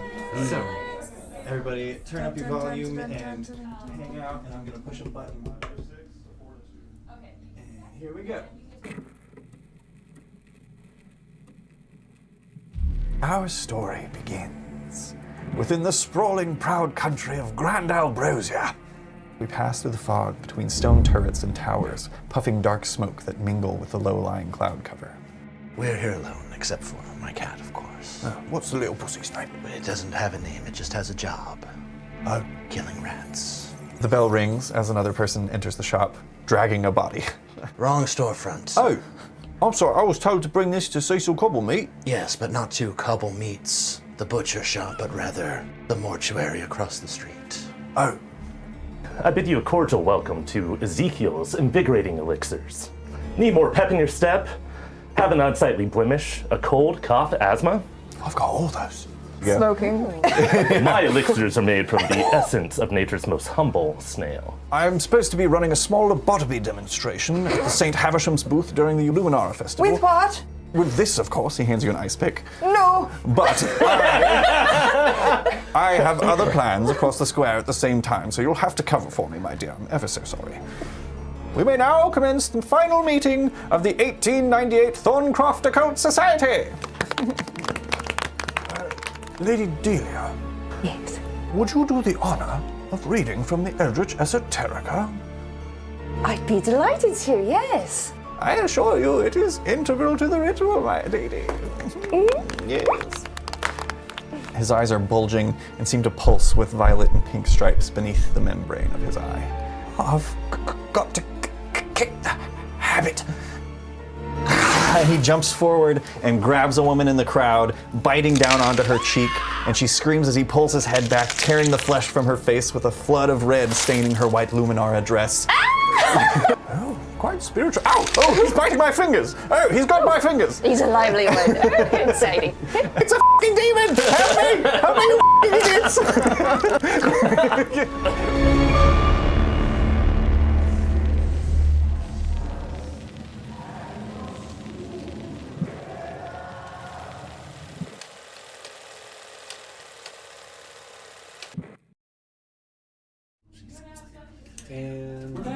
We're back. been coming a lot. Yeah, no. What'd y'all think of that? Yeah, let us know. Let us know if you have any questions about things. We Sneako. love it. Sneako Pico. It's a lot of fun already. Go. I'm Yeah, I'm having really a great interested, time. interested to see where it goes to. Yeah. It's been very entertaining so far. Yeah, definitely a learning curve too for me, for like with the new system and everything. Mm-hmm. Yeah. But so simple. It's very simple. Yeah. I think that's what's throwing me off is that I'm like, this should be more complex, right? It's like, no, it's just- Have any of you started on like D&D or 5e and like switched to another RPG system? Let us know. Like yeah. it's an interesting. It feels experience. weird but cool. Yeah, I like it. It's very. I it like just it keeps as a rolling. change up. I don't think it's something I'd like to do all the time, but I'd like it as a especially for short term narrative. I think it's really strong for that. You It know, I helps- don't think it'd be as good for like a long term campaign. It helps a lot for keeping you out of like, oh, I'm trapped in like, gotta have a combat, gotta have, gotta spend a full episode sometimes on just fighting something. Yeah. Especially like some of the other things we have that we're talking about doing in the future that we can't talk about right now, but oh my god, Oh yeah. you're gonna Also, love it. if you can hear me, and if the buffering isn't, if the buffering is messing with the trailer that we just played, it is in a moment. By the time you hear this, it will be live on YouTube What? as well, because I planned ahead. Hell yeah. Nice. Just Let's find out. Public. It's just not playing anyway, so Public. we are so there it goes. behind. I mean, that's kind of good. It's just weird because we don't normally. Yeah. We've gotten so pampered by pre-recording our things that now we're like, how do we interact? How do you be live? It's hard. It How do turns I out. be a human?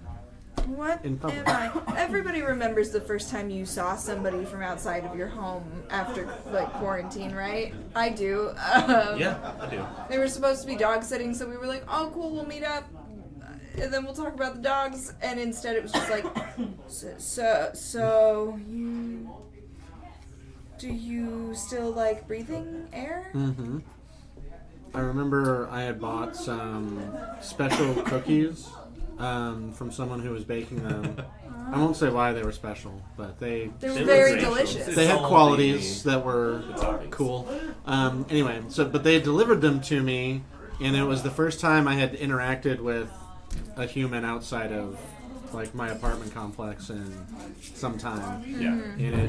And it felt like it felt like one of those movie interactions where like two people meet in a parking garage Yeah. with like trench coats on and like hand over briefcases or something. It had that kind of Yeah. a feel to it, even though it was just like a box of cookies. That A they box of brought in. cookies that nobody was gonna question. Like a Tupperware thing of cookies. It was like a very wholesome. Brad and Emily were the only people I really social distance during the pandemic with. We're like, we're going to eat on Yeah. opposite sides of the thing. We had the good fortune of having a really tight knit family unit people. Yeah. that I married into. Highly recommend. They're all taken, sorry, but It's true. that made it a little bit easier, especially like once we got back into D&D with Kitty and Taylor, who are definitely itching to come back, but their baby's real cute, so they don't want to That turn baby's themselves pretty away. cute. She's pretty cute, pretty small, squishy. Very tiny bean. So small. So small. So cute. So small. So little. But getting to play with them again and then reintroducing Miranda to it, initially distanced and then in person once we were all vaccinated, it helped. But it was still like, when I had to interact with like an acquaintance again, not like a super close friend, I was like, I don't know what you want from me. Mm-hmm. What is this human interaction? So wait, should we talk more about the trailer or something we just showed? Yeah. Just give a synopsis. You want to give a brief synopsis of like Oh. the world? Yeah, so Top Hats and Tombstones takes place. First off, it's in the Kids on Bikes system, a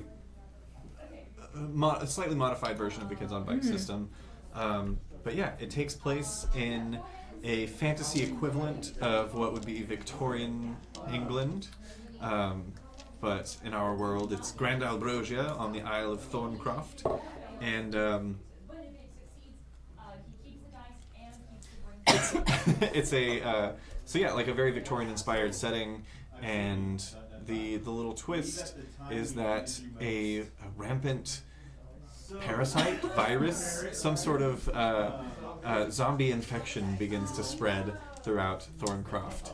And we were throwing out different ideas for what we wanted to do next, and we had a lot of different ones. But mostly what we landed on was the one that really sparked the most joy, I think, in all of us was Victorian zombies. So this is where that led. All Blue asks, so it's your first time playing the system for all of you? Yes. Yeah. First time running. First I time love playing. it. It's cool. I like that. I like that it's not, because I know a lot of other ones like use D6s and whatever, but then you don't have the scale of like what you're good at, what you're not good at as much. And I like that. So every stat you basically assign a different die with this system, and it makes it exciting. It makes it cool that like you can do bad or good with your bad stats because they explode. Yeah. And then So if you it's an exploding die system. So if you roll the highest number on a die face, then you keep that number and roll again and add the two together, and you can explode multiple times. Yeah. But there's also something that I really like is the adversity token system, which is like, as the game master, you tell the players what the target is that they need to meet for each roll. There aren't a lot of rolls, I'll say at least, where you don't know what target it is that you're trying to hit. So because of that, there are adversity tokens. If you fail a roll, you get an adversity token, or in our case, an adversity card. We're using tarot cards. And you can spend those tokens to add one per token to another roll that you make that you might have failed or potentially might fail. And I just think that that's such a cool... I love the idea of like your failures aiding you in the future. I think that's super rad. I know that they've implemented something similar in the D20 system that Kobold Press is putting together. Yeah. They've got like the luck points that do different things that I really like that too, and I honestly might implement it for later D&D stuff, as we just slowly create a system that is its own thing. But yeah. Aha. Oh, well. Okay. I'll take that. Cameron, you can take that. Yeah. Whee! Thank you so much. You want to get it? I'll take it back. Yeah, excellent. I think this one on the end is mine. Probably me. Boom. We'll do it over the laptop. That seems like Yeah. Yeah, I like it. Can you pull these other two out? Here, I'll hold this. And I'll do this. Boom. Excellent. And then Josh, if you will. This looks hazy, probably. Excellent. Okay. Um, I don't like what you just did. Thank you so much. Thank you. What I really like about Kids on Bikes, though, is it makes you feel good at the things you're good at. So let's say early level D&D, what proficiency like You have like a plus +1 3 or something, yeah. like doesn't fucking matter. In this, you're like rolling with a D20 versus a D4, and it makes you feel really good at things you're good at. But even things you're bad at, you can sometimes do well, but generally you won't. I think that's Yeah. But you got to be careful because like those things that you can be really good at, like you can still fuck up really bad. That's why like you can do bad at things you're good at, and you can do really well at things you're bad at. But like generally, you won't go in the favor of like the things you're good at. You're good at things you're bad at. Like some of the things that I'm potentially really good at in the game are like the things that I shouldn't get cocky about, and I already did like early on, and I'm like. My having to largest like die is not do that. charisma. What, I'm gonna talk to zombies? What? Yeah. Yeah, but that was really what we were aiming for with this one. Is like, don't build a character thinking we're going into a zombie apocalypse, because that's not what the characters would be thinking. Right. Exactly. Build a character that would be right at home in like a Dickensian city, and that's what happens. But yeah, I'm very excited about it. Later this week, we're going to be sharing, I should say, the incredible intro sequence that McCall put together. It's so rad. So rad. Hey, good job learning After Effects tonight. Yeah. It was a lot of fun, labor of love for sure, and it was, I don't know, everything that I get to put my hands on with Arcanarama is way too much fun. Hell yeah. I'm glad you're enjoying it because it's making me feel a lot less stressed. Good. It looks super rad. I'm excited to share it with everyone. Get us in your any final questions you might have. They can be about Top Hats and Tombstones, and we will respond if we can, without giving too much away. Or if you have anything about Fang and Fur, or even just D&D in general, or our personal lives, ask us anything. I see Rostan mentioned that they started playing D&D in 1978, and then they played some Greyhawk. 94, 95. Greyhawk's it's a setting in D&D for those who don't know. Yeah, I like a lot of the deities from the Greyhawk. Oh yeah. Well, they were. I think they're like even a lot of people do them unofficial as D&D. Well, they were the 3.5 official deities, and then in 5, it's the Forgotten Realms kind of supplanted them as the official ones. Forgotten Realms was what I started out in the late 90s, so like 98. Was when I first started playing D&D second edition. I played 2E, but only like once. There's such a crazy history to the Forgotten Realms. Oh yeah, like the entire the fact that the entire universe of the Forgotten Realms has been in danger. Like if you look at the timeline, there's been like a world-ending event almost every I want to say 2 or 3 years. Just like crazy shit going on. Yeah. Raphael, I'm just going to pour this beer right into the mic, so just, open your ears up and hopefully you can drink some of that.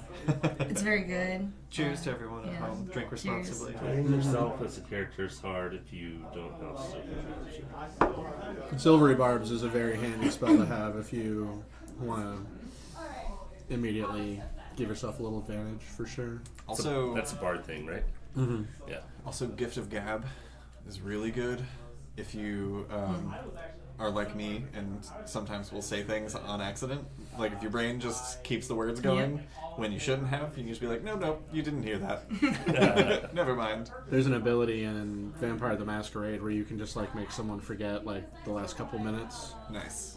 Especially if you're a vampire, which all the players are, and you're talking to a mortal, you can just be like, hey, forget the last couple minutes, and they'll be like, what? Oh, what are you talking about? Having completely forgot whatever had just happened. Why am I bleeding? I guess I have a question. So, hard mode campaign, stressful as fuck. I literally thought I was gonna die every episode, but within that, there was definitely one I think I sweated the most. Do you have obviously, you died. I did die, but was there another moment aside from dying, or what was everyone's sweatiest moment? I was pretty sweaty in that first battle. Yeah. I got you tore hung up on real by good. the hair of your Yeah. Well, I was lower level than everybody too in the first few sessions. I like that. That was cool. Yeah. I think my sweatiest moment as the DM was probably the last episode, the last combat, mostly because you're like, am I just gonna kill everyone? Am I gonna kill everyone? That, and also just it's very rare that I set myself this many episodes and then it has to end, or it has to have a conclusion of some sort. Right. And because there was another world where if we had more time, recording the final 2 episodes, that was one day we recorded both episodes. If you'll look, both of those fully edited are about 2.5 hours. That was a good 10-hour day. It was for long. us. Yeah. It was very long. That's including breaks that we took. I don't think I even ate that day. I don't think I ate breakfast that day. Yeah, because that was the day that we had lunch, I think. I could be misremembering. I don't think that we did. Because we did. Is that when we went and got Mexican food afterwards? No. No. Was different time? I don't remember, but I knew because we record on the same computer that we typically play the stream on, and we cannot do both at the same time. So we were running up to the last minute. The reason that was a 10-hour fucking day. Yeah, I don't even remember what episode was airing that day, but there was a day where we were late, where the stream was kind of late going live, and it was because we were filming the finale and had to wrap it up. if we hadn't, though, there was initially I was going to have Bristlebeard bring you all in and essentially like give the offer to Azalea to be the High Queen. He would just stipulate that like House Luperel would be named as your heirs, essentially, and then he was going to pull in Hugin alone and ask you to assassinate Azalea on the DL. It's funny because even now I'm like, oh no, if I like her being High Queen.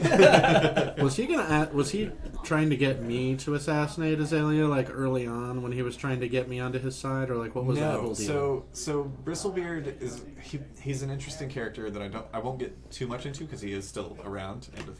I underestimated him completely. Yeah, and that was a fatal mistake. Because initially what I was trying to kind of worm into all of your minds was that he was very much like the Varus character. He's like I got that. He's got all of his little birds, which are animals of other types that are like always listening in and bringing him information. And he was essentially trying to employ you as that. He was trying to get you to be the person who would bring him information on Lady Azalea. But since you were not really interested, he had to go through other routes and find information in different ways. But it also just so happens that Homie is also a warrior originally from Duneborough who has multiple gem souls and is not one to be trifled with. Duneborough. This is the second time We don't have our Duneborough screwed me. conspiracies here, do we? Huh? We had like a list of I conspiracies. forgot to bring them. They're still my behind God. my DM screen. But yeah, I have a bunch of post-its. I'll post pictures of them maybe tonight, probably tomorrow in Discord. But yeah, I have a bunch of notes that everybody gave me throughout the season of like guesses as to what was I going forgot on. all Can of my we conspiracies. continue that for like... Oh yeah, for sure. Especially this campaign, but like season 2. I think that would be doing that. I think that would be a great Chaos Hour situation. Like write it down during the session when it comes to you, but we'll pass the notes in during Chaos Hours and I'll like look over them and just nod. So my question earlier was, what was everyone? So it's like I know he died, but aside from that, like what's everyone's sweatiest moment? Like when did you think you're like when you're like? Yeah, what was the most harrowing that you felt during the campaign? So I'll just say the shop fight. I think I got down to like 6 HP, and then there was like an hour left of the episode, and people kept jumping in that hole, and I was like by myself. And I think from the moment that I got in the hole and someone else got in there, you're dying. There was an hour left of the episode, and the whole time I'm like, I'm gonna die, I'm gonna lose my arm. Like my arm's gonna be diamond no matter what. There's 2 dudes attacking me down here in this hole. I'm losing my arm. I was in my element in that fight. Like I don't think I got seriously you hurt. Fucking died in that one too. Oh yeah, you went down. I mean, I wasn't to build for fighting. My goal was to never fight. The last 2 fights, you charged in and then you died, and then like in the last fight you charged in again, and I was like, oh my god, like. Well, you almost died. Both of y'all almost died. Holy shit! The fucking Bristlebeard or whatever when he did that last attack when everyone's at the door. I mean, 3 of us could have died in that one attack, and somehow no one did. Yeah. Kind of like the philosophy that Azalea was working with was like, if I die, then I die. Yeah. That sucks. If I live and I did nothing, these people won't follow me. She figured out pretty early that like loyalty was going to win her something, but acting in her own interest probably wasn't. So if any of you at any point had said to her face, like, don't get involved at all, You'd be like, she would have been like, great. Instead, you said that to me like 10 times. Yeah, it didn't work out. Absolutely should have said that. But at least then she could have like leaned back on like, they told me not to. They said I was too important. But nobody said it, so... If you hadn't have run in, I probably would have been attacking with that bow that I had looted from before, and I wouldn't have been getting clobbered by diamond fists. But also, at that point, Bristlebeard had made himself like the clearest enemy. I should have been attacking him. And I didn't. But she was being attacked by 2 people, and I don't blame you. You Die, I break my I thought oath. he was like a wizard. I thought he was like a wizard. Yeah, I thought kind of like a wizard. I thought it was gonna be like, listen, he's got 5 hit points and an armor class of 10. I got this. And then he wasn't like that at all. Yeah. And my bard ass went, bye. Yeah, he was more like an armadillo. Heavily armored. Yeah. No, I could punch an armadillo. Like, what? They That's jump, still they just jump like, really high. Yeah. That's still what? They do. Yeah, So if you ever see an armadillo crossing the road, don't try to like straddle it with your car because it'll get scared and it'll jump up into your car. it jumps like 5-6 feet up in the air. Yeah. It's wild. They jump and they like transform like a transformer. So I'm not from around here. When I first moved here, my father and we're from the north. Where's that? North. Well, my we've got a dad, question. my dad was from Long Island, and I'm from like Wrong. the cities of, like I'm from Navy bases, which is kind of like being from everywhere. Coastally everywhere. Yeah. When we moved here, we encountered an armadillo. We were on a walk, and there was an armadillo, and we followed it for like a long time because we were fat, and we were just like, "What is that?" And my stepmother was like, "It's an armadillo," and we were like, They kind of like wiggle the butts. I and stuff. thought they were like cartoon They're animals. like I didn't. they're know like they were potatoes. They just kind of like keep Yeah. going and digging and like tear up the ground. It's great. Question from All Blue. Are there any other tidbits about roads never taken, stuff you plan to do if things went differently? And what were your theories about stuff, players? I mean, yeah, the biggest things could have gone differently was the Grand Melee. If there were so many roads not traveled in that situation. If Sam hadn't decided in that moment to give Skill a poison dagger, this would have been a different show. It would have been just as heartbreaking and bad, or not bad, but harrowing. Yeah. But in different ways, probably. But yeah, the fact that the High King was killed really changed everything. Because yeah, this could have easily been like the only thing that was set in stone was that we called the show A War of Fang and Fur, so a war was going to break out at some point. Yeah. That ended up being more of a civil war, and kind of setting up for more things in the future. Yeah. I also didn't even really have any business winning that tournament, and like I did not think when we went into the tournament, I was like, I got a pretty good chance at this, and then I saw like how hard everyone was hitting, and like how like Siberian and like the High King, and, like I saw how they were rolling, and I was I like, love that you just showed up for a combat and nothing else, and we're still like, fucking love that guy. Yeah, like, did never Good play with dude. him. Amazing dude. But I think that said was just anything. Hugin / McCall being thirsty. It was just like, Yeah. But Abs we were, on the back of his mini. I was like, what the fuck? but also, we Dude, were fuck's hell. wailing on him. We were like I did some damage on hitting him. the shit out of him, and Sneak he attack's was great as a fine. rogue. He He was was a legend. fine the entire time. Yeah. Absolute legend. But yeah, we were outclassed completely by But those not by people. everyone. That's the most But not by confusing. everyone. Yeah, not by everyone. The most confusing combat I've ever had because everyone was different. Yeah. Well, that was why, like, the very Skilled. first round. They were skilled in different ways. Some people were really good, and then what's his fucking face? Fuck that Flint guy. Crushpaw. Flint yeah, Crushpaw. Prince Flint. I was just like, oh, this guy sucks. Yeah. Yeah, it was interesting because that was again with this campaign. I did not balance the fights to be like, oh, this will be like a good way to get XP and level up. Yeah. It was like, no, this is a captain of the Royal Guard. Yeah. So this is the stat block that would have. And then yeah, outside of that, just like the hippo having all of that stuff. Some good questions. Huh?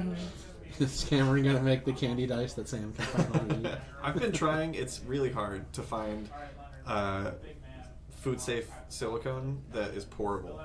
I don't know why. That's a good question too. Like, what's the funniest moment? Not sweaty, but like, what are the funniest moments? Every time anyone drinks from a wine glass. By the way, any moment where we are reminded that these are all animals is the funniest shit to I me. really enjoyed, and I think we still say, I got red and white. I didn't know. Mix them together. Um, I actually made notes of like anything funny like the funniest thing that I thought people said, like in my notebook, like Yeah. for each session, like where does the butter come from? Where does the butter come from? It's carapace butter. This Socks. armadillo knows some shit. I thought socks were funny. Oh The yeah. bottom paws thing. Yeah. Like, I what- cleaned your all of bottom your paws. socks. I know you will. I'm gonna bless. Go bless yourself. Go bless yourself. Or go bless yourself. Oh yeah, we decided I'm that buffering again. tits were measured in total recalls, like in threes. Oh, yeah. That was interesting. Also, tits back abs, y'all. Tits. Back at Tits back There we abs. go. Yeah. It was a call and response, which I almost forgot in the By the way, Roston asked, do we get to hear the saga of Sir Rob? The end of the saga of Sir Rob? We you'll have to tune technically in. we the players don't know. We don't know. And, oh god, I have so If many you could questions do for a you. I have so many prequel fucking of Sir questions for you. Rob, too, I would read the fuck out of Hey, it. I have a Instantly. quick question He'll probably show up in it actually. because I saw something recently that made me wonder if I was present at the end of this series. I like that you're Sometimes- looking at a camera that's not there because you're not used to No, looking I'm at looking to this to Jesus. Dice To Christ. Dice Christ. L'chaim. Did Hugin escape? We don't know. We don't I know. don't know. We ended on you guys being manacled, and then I like to imagine in my mind palace what happened was you guys entered that that gatehouse, and the what are they called? Portcullis. The Yeah. portcullis fell down on either side and locked you in. You were rushed by guards, and they started manacling you. And our vision, as the camera pulled through the portcullis, and you guys kind of vanished into darkness as we just kind of pulled out on Castletown. Did you use So- all 3 of your charges? Here's what I'm gonna say. Hugin had one left. Had one left? Fuck. So you'll have to tune into season 2 and see. Because you have blood and you have misstep and hold on, just to fully understand how Amethyst. Amethyst. So let's say that you can use all 3 charges, right? Yeah. And then teleported away, right? Uh-huh. Does the loss of legs happen immediately? Like, do they teleport and then they can't walk? There would be like a con Well, you check, make a right? saving throw. Yeah. Oh, interesting. Yeah, there's a constitution. So saving if I use a 4th charge, do I make a saving throw or does it just go? You do make a saving throw. Interesting. The way that works is the saving throw depends on, or rather, your save is not dependent on pass or fail. It is distance from the target number, if that makes sense. Oh, So interesting. if you succeed by 10 or more, Yeah. then it's not going to affect you as harshly. If you only succeed by 1 or 2, there's still going to be negative effects, but it won't be debilitating instantly. And if you fail, it's going to be debilitating very quickly. So, if it gets torn out of my arm, I make that saving throw and see what happens, or what? Yeah, and the downside with if it gets ripped out of your arm, if a gem soul is removed, Yeah. then you instantly suffer backlash. There's not a saving throw for that one. That's another But how do you roll judge dice. how much or whatever? That we'd probably talk about narratively, Okay. and see what fits, because you haven't overused your gem soul, so it's not Not at all. it hasn't fully encircled any part of your body yet. Yeah. But there is a future where if you continue to use and overuse it, that it spreads and takes up more of your forearm, and eventually removing it would mean removing your arm. Okay. I have a, so Raphael said in there that they really wanted the gem moment to work, but the dice said no. What would have happened if I had successfully jammed Oh that my third God. gem Oh, soul? God. It was so good. That whole plan was so good, and we tried to make it work so hard. Wait, do we even even- know that they only have 2? They might have more, but 3 is a legendary amount. Well, 2 That's is the the most most. we've really heard So- of, right? Yours specifically was... It was. I tried to jam the hunger one in there. The Yeah, onyx. the one. onyx one. So he would have had to have made a saving throw, and it would have been a DC 18, because it was -2 because it had been used previously, but not it wasn't fresh. Right. So he would have made a DC 18 con save, and Let me actually pull up Bristlebeard's stats, and I can tell you what he would have added to that. I imagine he probably had a pretty So good cold, the con Vikings as an are armadillo, and as based on the template you told me that you used for it. Yeah, I was using like a Durgar. I'm gonna guess that he's got like a +6 or 7. Tell me how wrong I am. Okay, sorry, I'm reconnecting to the internet. There you go. I turned it off so that we would be less. Sorry, I'm texting your brother. Everything. Okay. Yeah, I'm just letting. We're Okay. chat doesn't need to know. Okay. Sorry, I love you, By chat. the way, Chad. So con 2 save. of my fingers fit in one of Josh's fingers. What? I want to see. I have chubby fingers. So con saving throw for Bristlebeard was +8. So he would have succeeded on a 10 or higher. Oh my god. That's Whoa. ridiculous, Constitution. So it would have been a 50-50 Shit. shot. Assuming he didn't have. I got big old fingers. That's why you can't text. Assuming that he didn't already have an Onyx Gem Soul. Because if he already had you Onyx, text me. then he would have had disadvantage and it Realize would have how been bad I DC was 20. at text. Because that's essentially Autocorrect like. does everything for me. That would have essentially been like trying to embolden the one that was already there. So already present. if you had like you can put in another one of the same type to get like more power. Yeah, To does try it and not get boost it, harder yeah. each time? It does. Oh, okay, cool. Yeah. It's Interesting. you don't have like advantage on adding the same one again. It's just it's a higher DC. What if Azalea had actually attuned? That would have been interesting because Like Yeah. charisma. With Yeah, you could have rizzled. Yeah, you could have rizzled Way Brizzle. out. yeah, Riz because for the those of you, Briz. Oh my gosh. that would have been wild. for those of you who are Yeah, what's the Yeah, I actual don't mechanics even know what of it does. What's the mechanics? So for Ruby, it gives you access to the Calm Emotions spell and Charm Person. Oh, fuck yeah. So yeah, you could have attempted to charm Bristle and bring him to your side, or you could have calmed emotions on the guards to maybe try and get them to see reason and stop attacking. But to answer your question about what would have happened if you had succeeded and Bristle had failed his save, he wouldn't have died immediately, but from the Onyx Gem Soul, he would have taken a hit to his Constitution and Strength. So if his Constitution was hit, his maximum hit points would have been reduced in accordance with that, right? Yeah, and it essentially it would have Take down a single person that last fight did. No. essentially it would have been equivalent to him like getting to the edge of starvation. So he would have been incapacitated, and it would have been easy to kill him from there. He would have very few hit points left. You would take him out, but then you've still got the guards left over. So then I would have had to have rolled probably just a base luck check to see if any of the guards would stop attacking, and if so, then I would roll again to see how many. So, because you would have had probably advantage on that luck roll too, because Sarab was fighting on your side, and they did train together. So like maybe if we had taken him down, we could have convinced them that it was I over. was thinking about that the whole fucking time too. Yeah. Like after when I was rewatching it, I was like, we could have killed him. We could have tried to convince him. We could have done whatever. Yeah. Yeah, but in that instance, and this is just me. Like again, there was a lot of improvisation in this particular campaign with where storylines were going to go. I probably would have, for the sake of kind of like hinting at a campaign 2, but also wrapping things up, would have, if that was the case, and if everything went according to plan, Bristle dies after the use of the Gem Soul, and you calm the guards and bring them to your side or get them to surrender.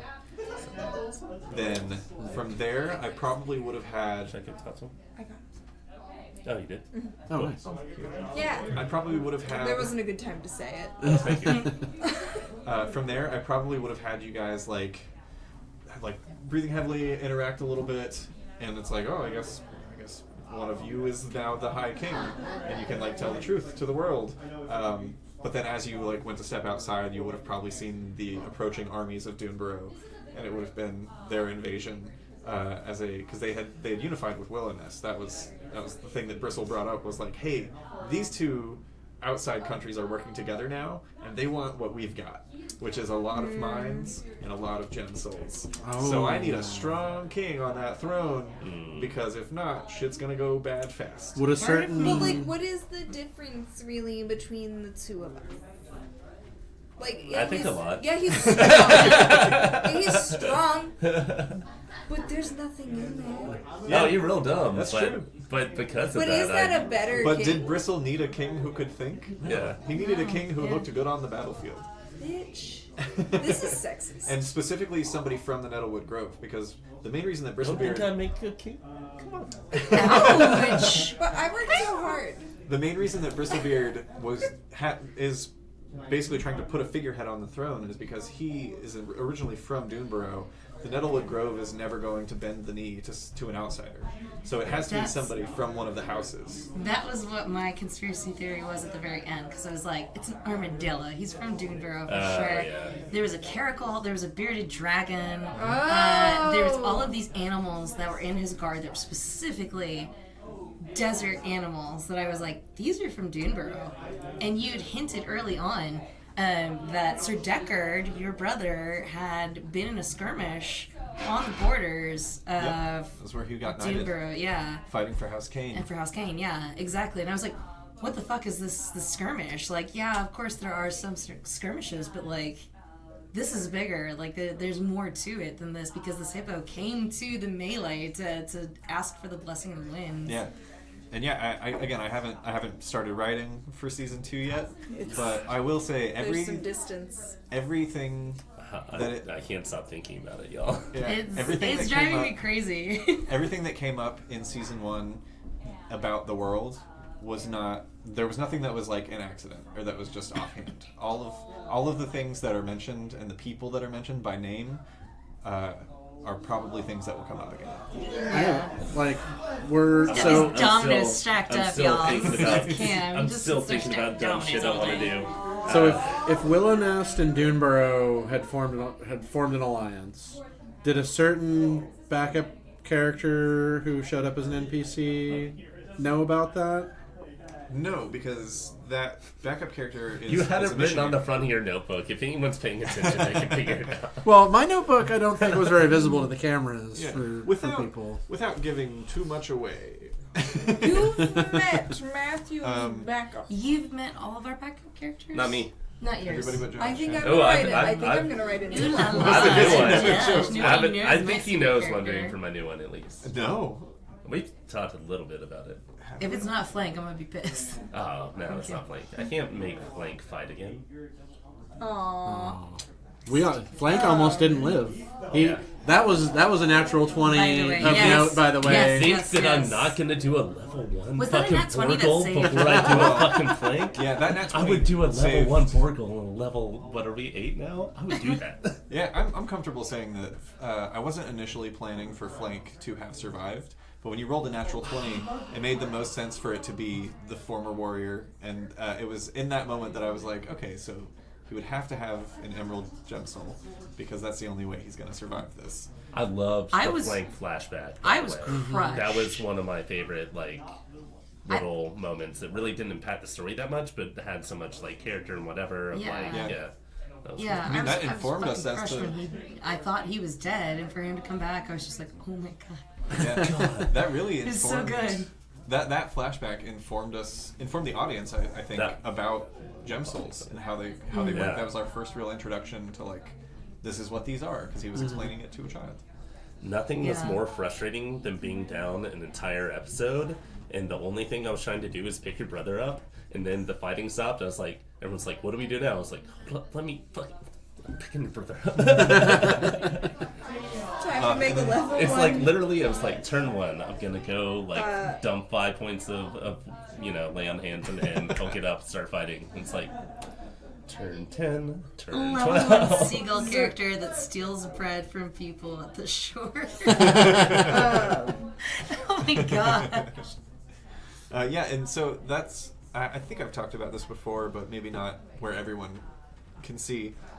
But approaching this campaign and knowing that, like, doing a Game of Thrones situation, there's going to be a lot of death. I thought more of you were going to die and sooner. We all did too. We were prepared for it. So- We were trying not to get connected to our I came characters. close. And Yeah, we so- failed I felt good the miserably. whole time. So, I had everybody I had everybody roll up 2 characters and didn't. give me information I on did. Technically, I did roll up 2 characters. You did, yeah. But yeah, so that the idea was that the reason that it works in stories like Game of Thrones or like the Stormlight Archive, and why there can be that kind of turnover of characters, is because what usually happens in D&D is a character dies, and then it's like, oh, I need a backup character. So now I am this person, and we just met, but I'm going on your adventure now.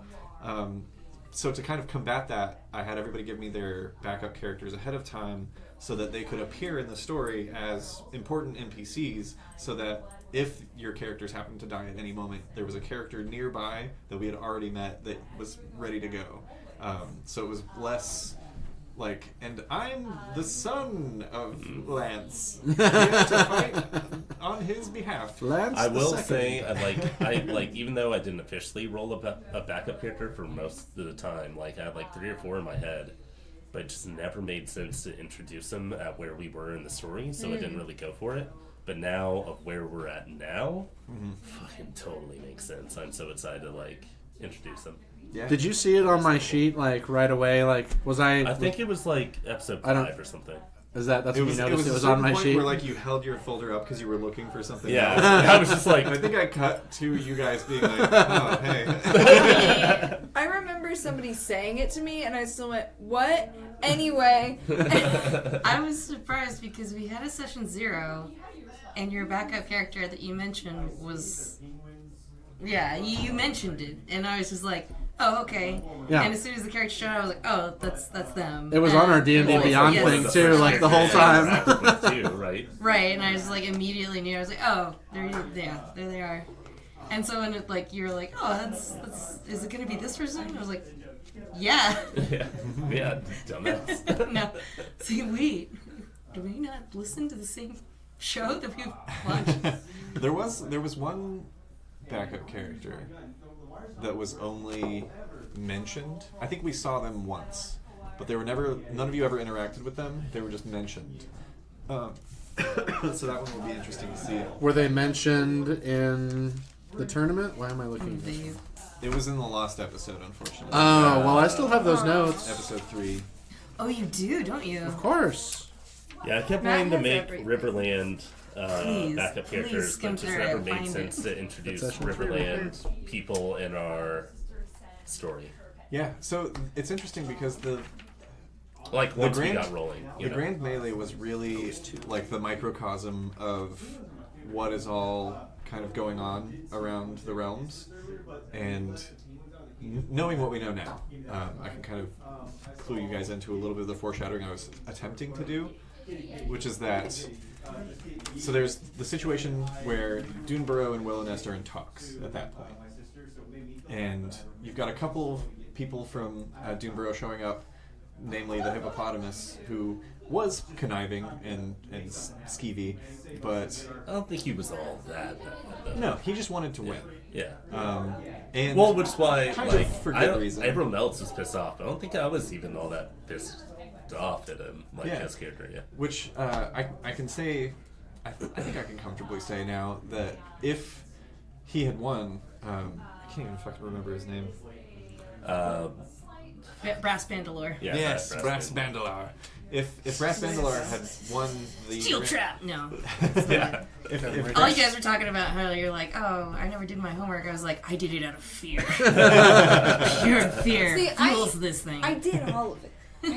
I couldn't find it in the bag that we were I just need discussing. to print shit off like he does, and that'd be good. if I Brass hope that Bandalar being had cute will won, get me through. if Brass Bandalar had won Got you. the Grand Melee, then he would have asked for peaceful relations between Duneborough and the Nettlewood Grove. Oh. Because he was aware of the that's things that we're cool. building. Because it's a similar situation over there. It's a different political landscape, but there are still like royal houses and noble houses, I should say, that have differing opinions of how things should be done. And because Brass Bandalar wasn't able to peacefully have the talks take place, that's when the peace treaty was signed with Willownest.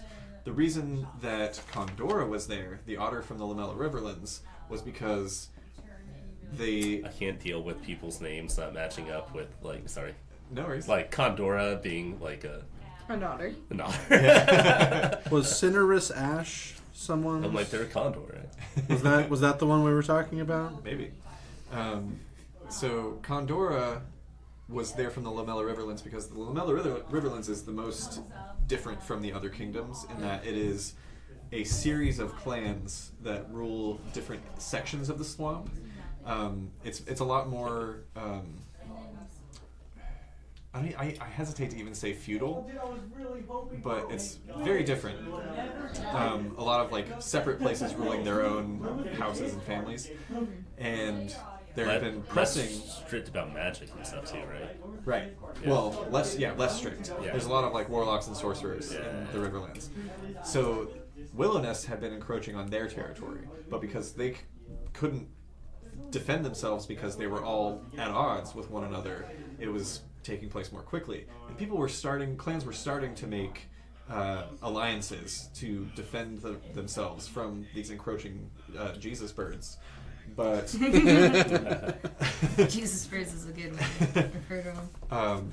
but Condora was the one who took the initiative to come to the Nettlewood Grove, and if she had won, she would have asked the High King to back her clan and help keep Willow Nest out of the Riverlands. So meanwhile, Willow Nest is just out here like dipping their wings and their feathers into everybody else's business and trying to basically take control of the entire continent. Feathering up those pies. Hey, listen, Zephyria knows what's up. Maybe. So, just maybe. saying, you know.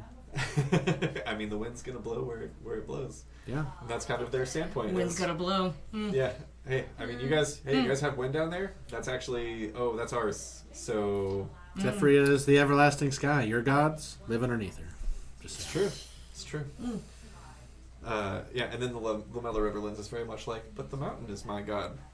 This river is my god. Crom laughs at your mountain. I mean, Zephyria laughs at your mountain. There's only Zool. You tried to marry me. I tried to marry you? Like off. Oh! I certainly didn't. No. It was more like she was trying to marry one of House Arctos off. Listen, here's the thing. And it worked. You know how Rob is just like nothing going on back there. That's kind of how it's like, you're getting married. I'm like, okay. She said.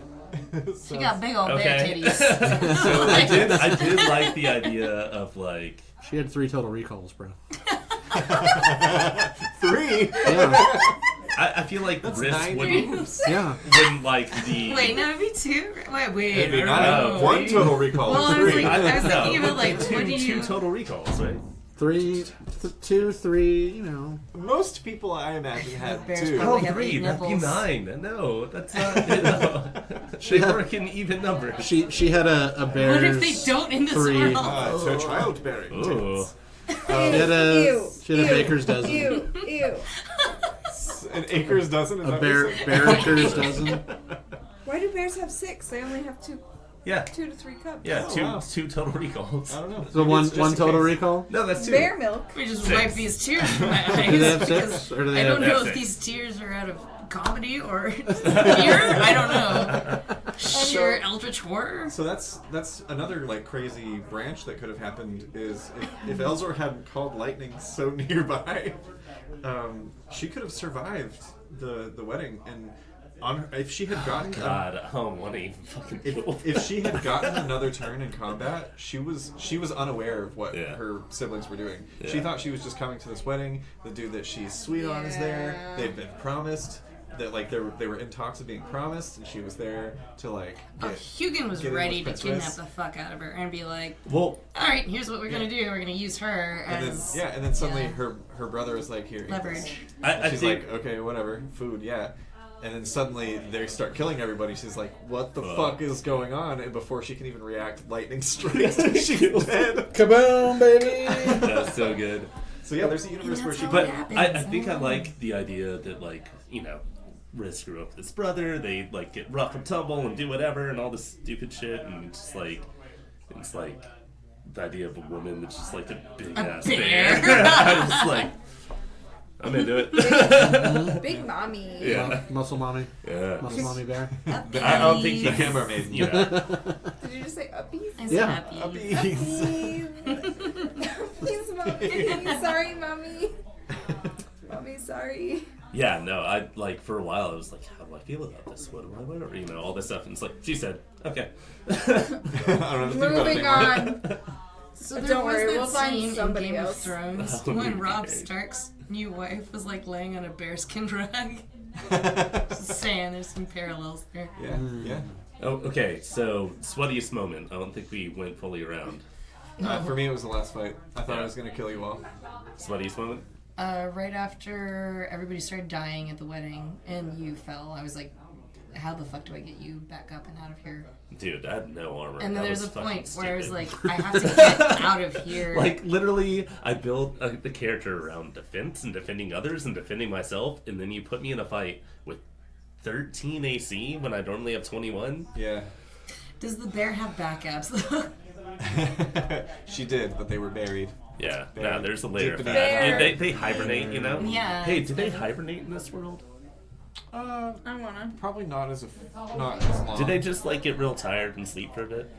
Have a nap. They probably For, like like a day? Do they recognize the siesta? They probably take like Yeah. long rests interchangeably. They have like a shift change probably every couple days. Sweatiest moment. Buried.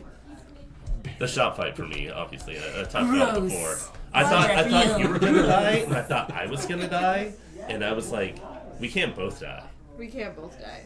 Yeah, there was a moment in the general store where I was like, oh, this fire might spread to everything, and you Yeah. guys have to go a Well, different and way. still my favorite moment was cool until it right got after bad. you dropped it, you're like, yeah, so then that starts the fire, and you're like, I'm cool with that. Yeah. I was like, I think I'm fine with that. yeah, I don't have a problem with the fire. And I didn't have a problem with the fire until your dad ran in. Yeah, and I was like, oh, he's not getting up. And I was like, No, as soon as it fell on it, I was like, he said, yeah. there's nothing we can do. Well, I I was didn't like, think oh, I gotta get over there and like pull him out. Like, no, No, that's it's not a worth thing. it. him running up on that polar bear, I was like, fucking mistake. Also- mistake. The Mistake. jokes we made about how badass he was right up until the moment he died. I mean, Well, because here's in, the thing. Asher's mind, he was like, I'm going to rush the bear. He was clearly the killing biggest, it, dude. He's He like, was he's doing clearly great. the biggest threat. He just killed 3 guys in Yeah. a row on his way. Well, let's be fair. Those Finished. guys. He finished Yeah, 3 but guys. he stole 3 He guys. finished 3 guys. He still killed 3 guys. on his way. Whatever. And,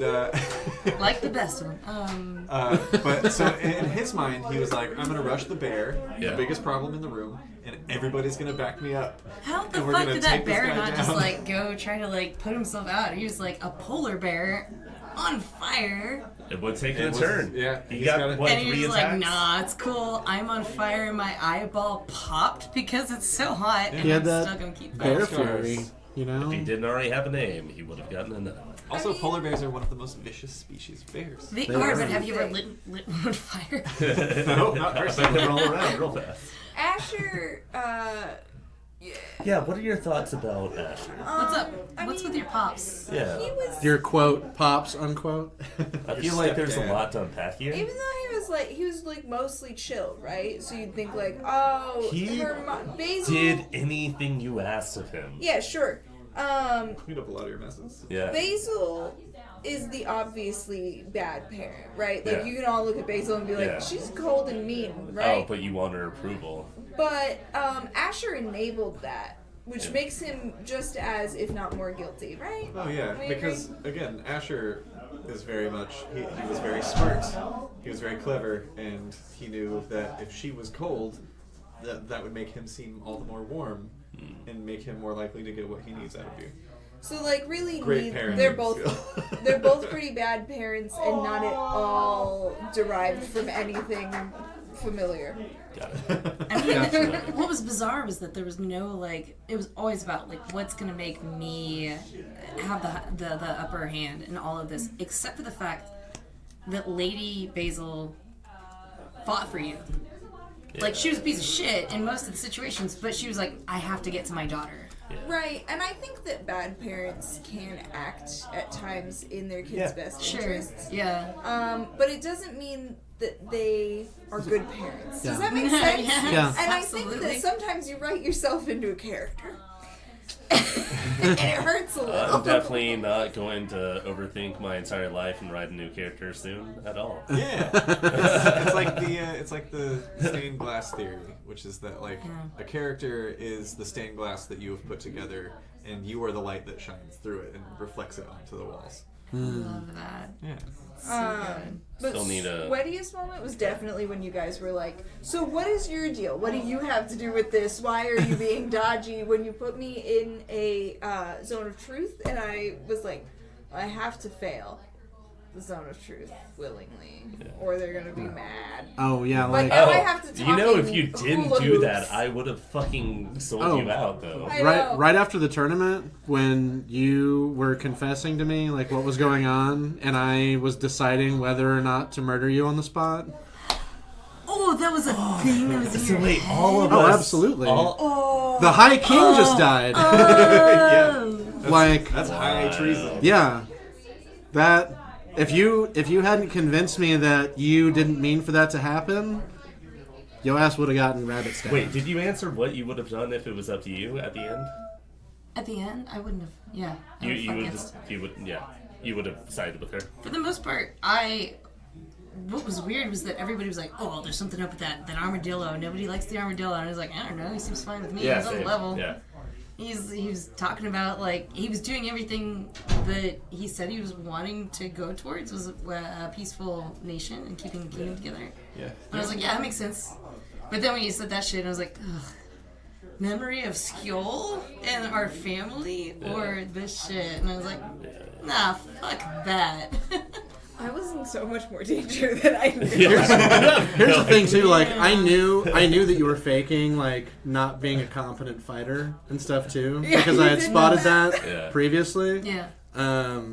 I think that was a natural 20 perception roll that I had made actually, where I had noted that I have to like look It's at my definitely notes. high. Yeah, but I had noted that you were faking not knowing what you were doing because of your footwork when you were sparring with Skjold, and so just because of that and like what was going on with the armadillo where he was like real suspicious of you, and then the High King died, like I was like an inch away, and I wouldn't have underestimated you. Like I would have. Your I wouldn't. character was dodgy as fuck, and our world was crumbling around us. I wouldn't have like thought that you were gonna be just someone that I could stab with I mean, like probably real quick. could've, to be honest. I mean, There yeah.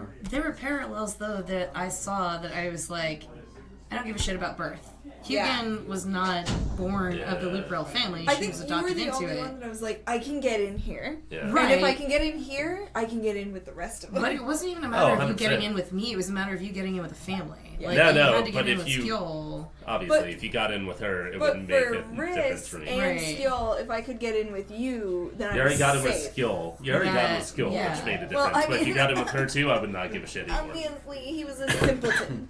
Yeah. Oh, speaking of skills, Zerafiel had spelled skill and then like wondered if you write him like that, like curious on the spelling.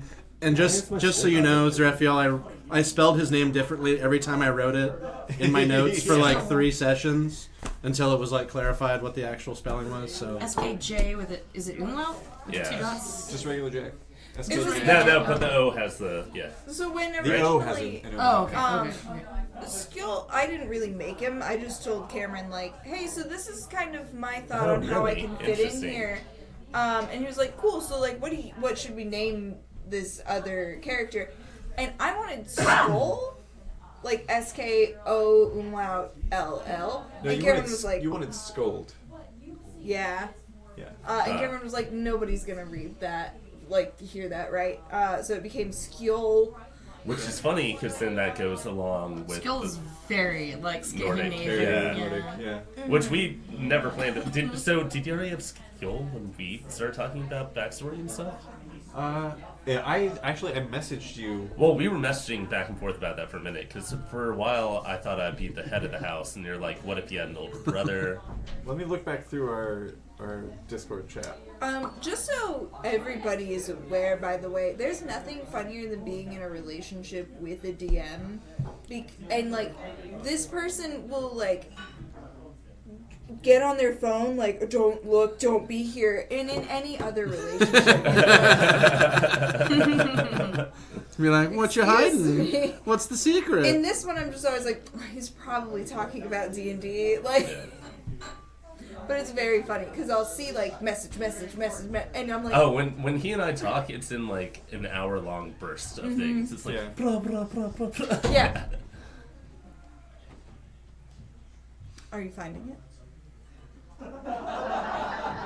So I remembered, I was like, what if something about like what if skill. Yeah, so I was like, are you chill with having some brothers? Yeah. And you said for sure, How about one? and that you were thinking about doing Oath of the Crown, very protective subclass, and trying to think why you'd pledge yourself to your house and those in it so much. Your first thought was maybe he feels responsible for something that happened to one of your siblings. Maybe you weren't there when another house was being an ass, and so on and so I'm forth. so eloquent. Initially he was going to be your younger brother. Yeah, and then you said, what if he was older? And I was like, that makes even more sense with the like protective. Yeah. Oh, Yeah. yeah. So okay, this is when it was born. This was all happening at like 9 p.m. By the way. We have a great view of your phone on that camera, by the way. Mine? Yours. Mine? On that one, yeah. Oh, nice. It's just like...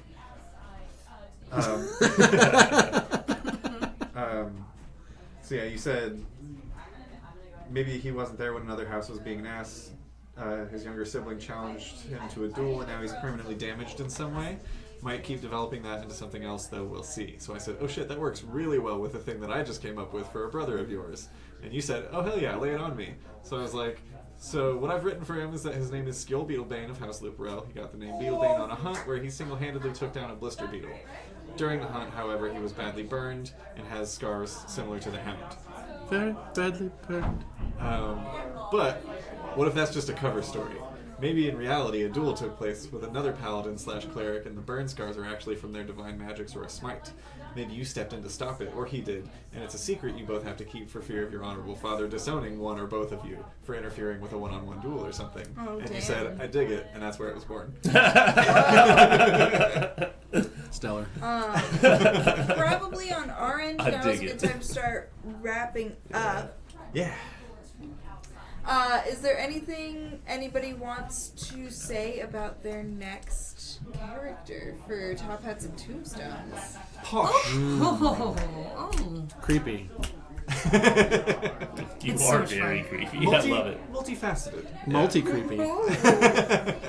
Where's canonically Terror Pants? And I can't wait for everyone to see. For that to show up canon in the actual... Oh, yeah. Sometimes think, I get what I want. I'll just say, I think my goal of the campaign is to see how bad I can break your brain. At some point, I'm gonna leap across the table. Talk about PvP. This is on a different level. It's a different kind. It's like psychic damage only. Psychic damage, like person to person. Yeah. But we played together a long time. I think it's fine. It's very funny. Whenever Josh Horrible, does but something funny. at me in character, there's always this like kinship to it where I'm like, we somehow were born together and we've known each other for 30 years. Yeah. And I'm gonna kill you. I'm telling Mom right now. Still, my favorite clip of when I played in campaign 1 is when we had evil versions of myself, and I was like casting spells against you, and you're like, no, fuck you. Yeah. One thing that I should say is Top Hats and Tombstones, the next mini arc, it airs next Saturday, 1:20 at 8 p.m. Central Standard Time. It'll be live here on the Twitch machine. And then It'll be better. It's not going to have all the buffering issues. Yeah, Yes. yeah. We'll be running it from our usual spot, and it'll be live on YouTube the following Tuesday at 9 a.m. So look forward to that. Subscribe to YouTube if you haven't already. It's going to be an 8-episode series, so it's going to be a little bit shorter than Fang and Fur was, so that we've got room for another thing. And then somebody else is gonna do something. Who could it be? I gotta tell you, it's a lot of fun though. Like It's already, so much fun. We filmed 2 episodes, and both of them have been really fun. Great. Yeah. As much fun and as wonderful as where Fang and Fur was, like this totally different shift in tone and everything, Different vibes, but different tones. Completely so different vibe. entertaining, and I think you guys are gonna love it so Yeah. much. I'm so excited. Oh, for and you all to everyone's see it. very much playing very different characters. Oh yeah. Everyone is playing a completely different character. Yeah. And if you're not familiar with Kids on Bikes and new systems scare you like they used to scare me, this is going to be an excellent time to It's totally catch chill. Yeah, it'll be an excellent time to check one out and learn how it goes because we are learning as we go as well. It is so much simpler than I thought it would be. Like it's Hey, we it's should very make like easy a to little pick up. Kids on Bike video, like a Like a primer. Look how like it's a not TikTok scary this length is. video of like Kids on Bikes or something. Yeah, I can clip. I explain the system at the beginning of episode 1 for people who aren't familiar, so I can probably just like trim that down and Get some more shots and do we can whatever. take it Yeah. and talk it. Yeah. Also, if you're not on our just make TikTok, this you should get on the motion? TikTok. Yeah, it's a good time. Yeah, just trim it and drop it and just Do some other camera work. Yeah, it's a fucking phone in your hand. Yeah, whatever. right. Shot, chopped, and what do they say? Shot, blocked, and chopped. That's what you shot, blocked, and chopped. Like if you're like the director, cinematographer, and editor, shot, Oh, blocked, yeah. and chopped. And just Of like which that. Cameron is all of Copy. for this. Yeah. Except for that fucking intro. So Um, killer. Yeah, by the way, in the last several weeks, someone Cameron get and taught. McCall have done pretty much nothing but top hats and tombstones. So please make sure you check it out because they've worked really hard on it. And do it.